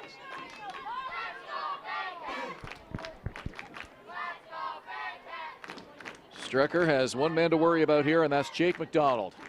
4-run lead, 2 out, bottom of the 9th. Pitch from Strecker. Outside part of the plate, strike 2. McDonald takes a look over his shoulder. 2 balls, 2 strikes. Baycats down to their final bullet here in the bottom of the 9th. Strecker nods, gets the sign. 2-2. Bounces up to the plate, and the count is full. Strecker might just be able to get this done. Has a nice enough lead, all that. He hasn't been sharp tonight. A lot of breaking balls in the dirt. Some wild pitches. He almost hit Lacasse on a breaking pitch. That ended up walking him. Not a sharp outing by Stefan Strecker tonight, but he can still get it done. Pitch of the game right here. 3 balls, 2 strikes, and it's a called strike 3, and the Cardinals win. McDonald frozen on that called 3rd strike, and Hamilton prevails by a score of 9-5. I thought that was a little high, but Stefan Strecker, if there's a 50-50 call, that IBL legend is going to get that call. Hamilton comes away with the road win in this rubber match between the Baycats and Hamilton. Final line scores first, victorious Hamilton Cardinals. So here are the numbers tonight. 9 hits committed 1 error, stranded 9 runners. For the Barrie Baycats, 5 runs on 12 hits, committed 4 errors. 9 runs, 9 hits for Hamilton. They strand 9. Barrie, 5 runs, 12 hits. And Hunter Campisi suffers his first loss of the season in this Baycats debut. The win goes to Ben Braun, who is strong for the Cardinals here tonight. Again, don't forget, 7 o'clock Saturday night on Rogers TV. We'll be live here from Coates Stadium. We hope you can join us. If not at the park, certainly on the broadcast on Rogers here in Barrie and across the province. For Ryan Eakin, I'm Ben Davey. Good night from Coates Stadium in Springwater. Cardinals win tonight by a score of 9-5.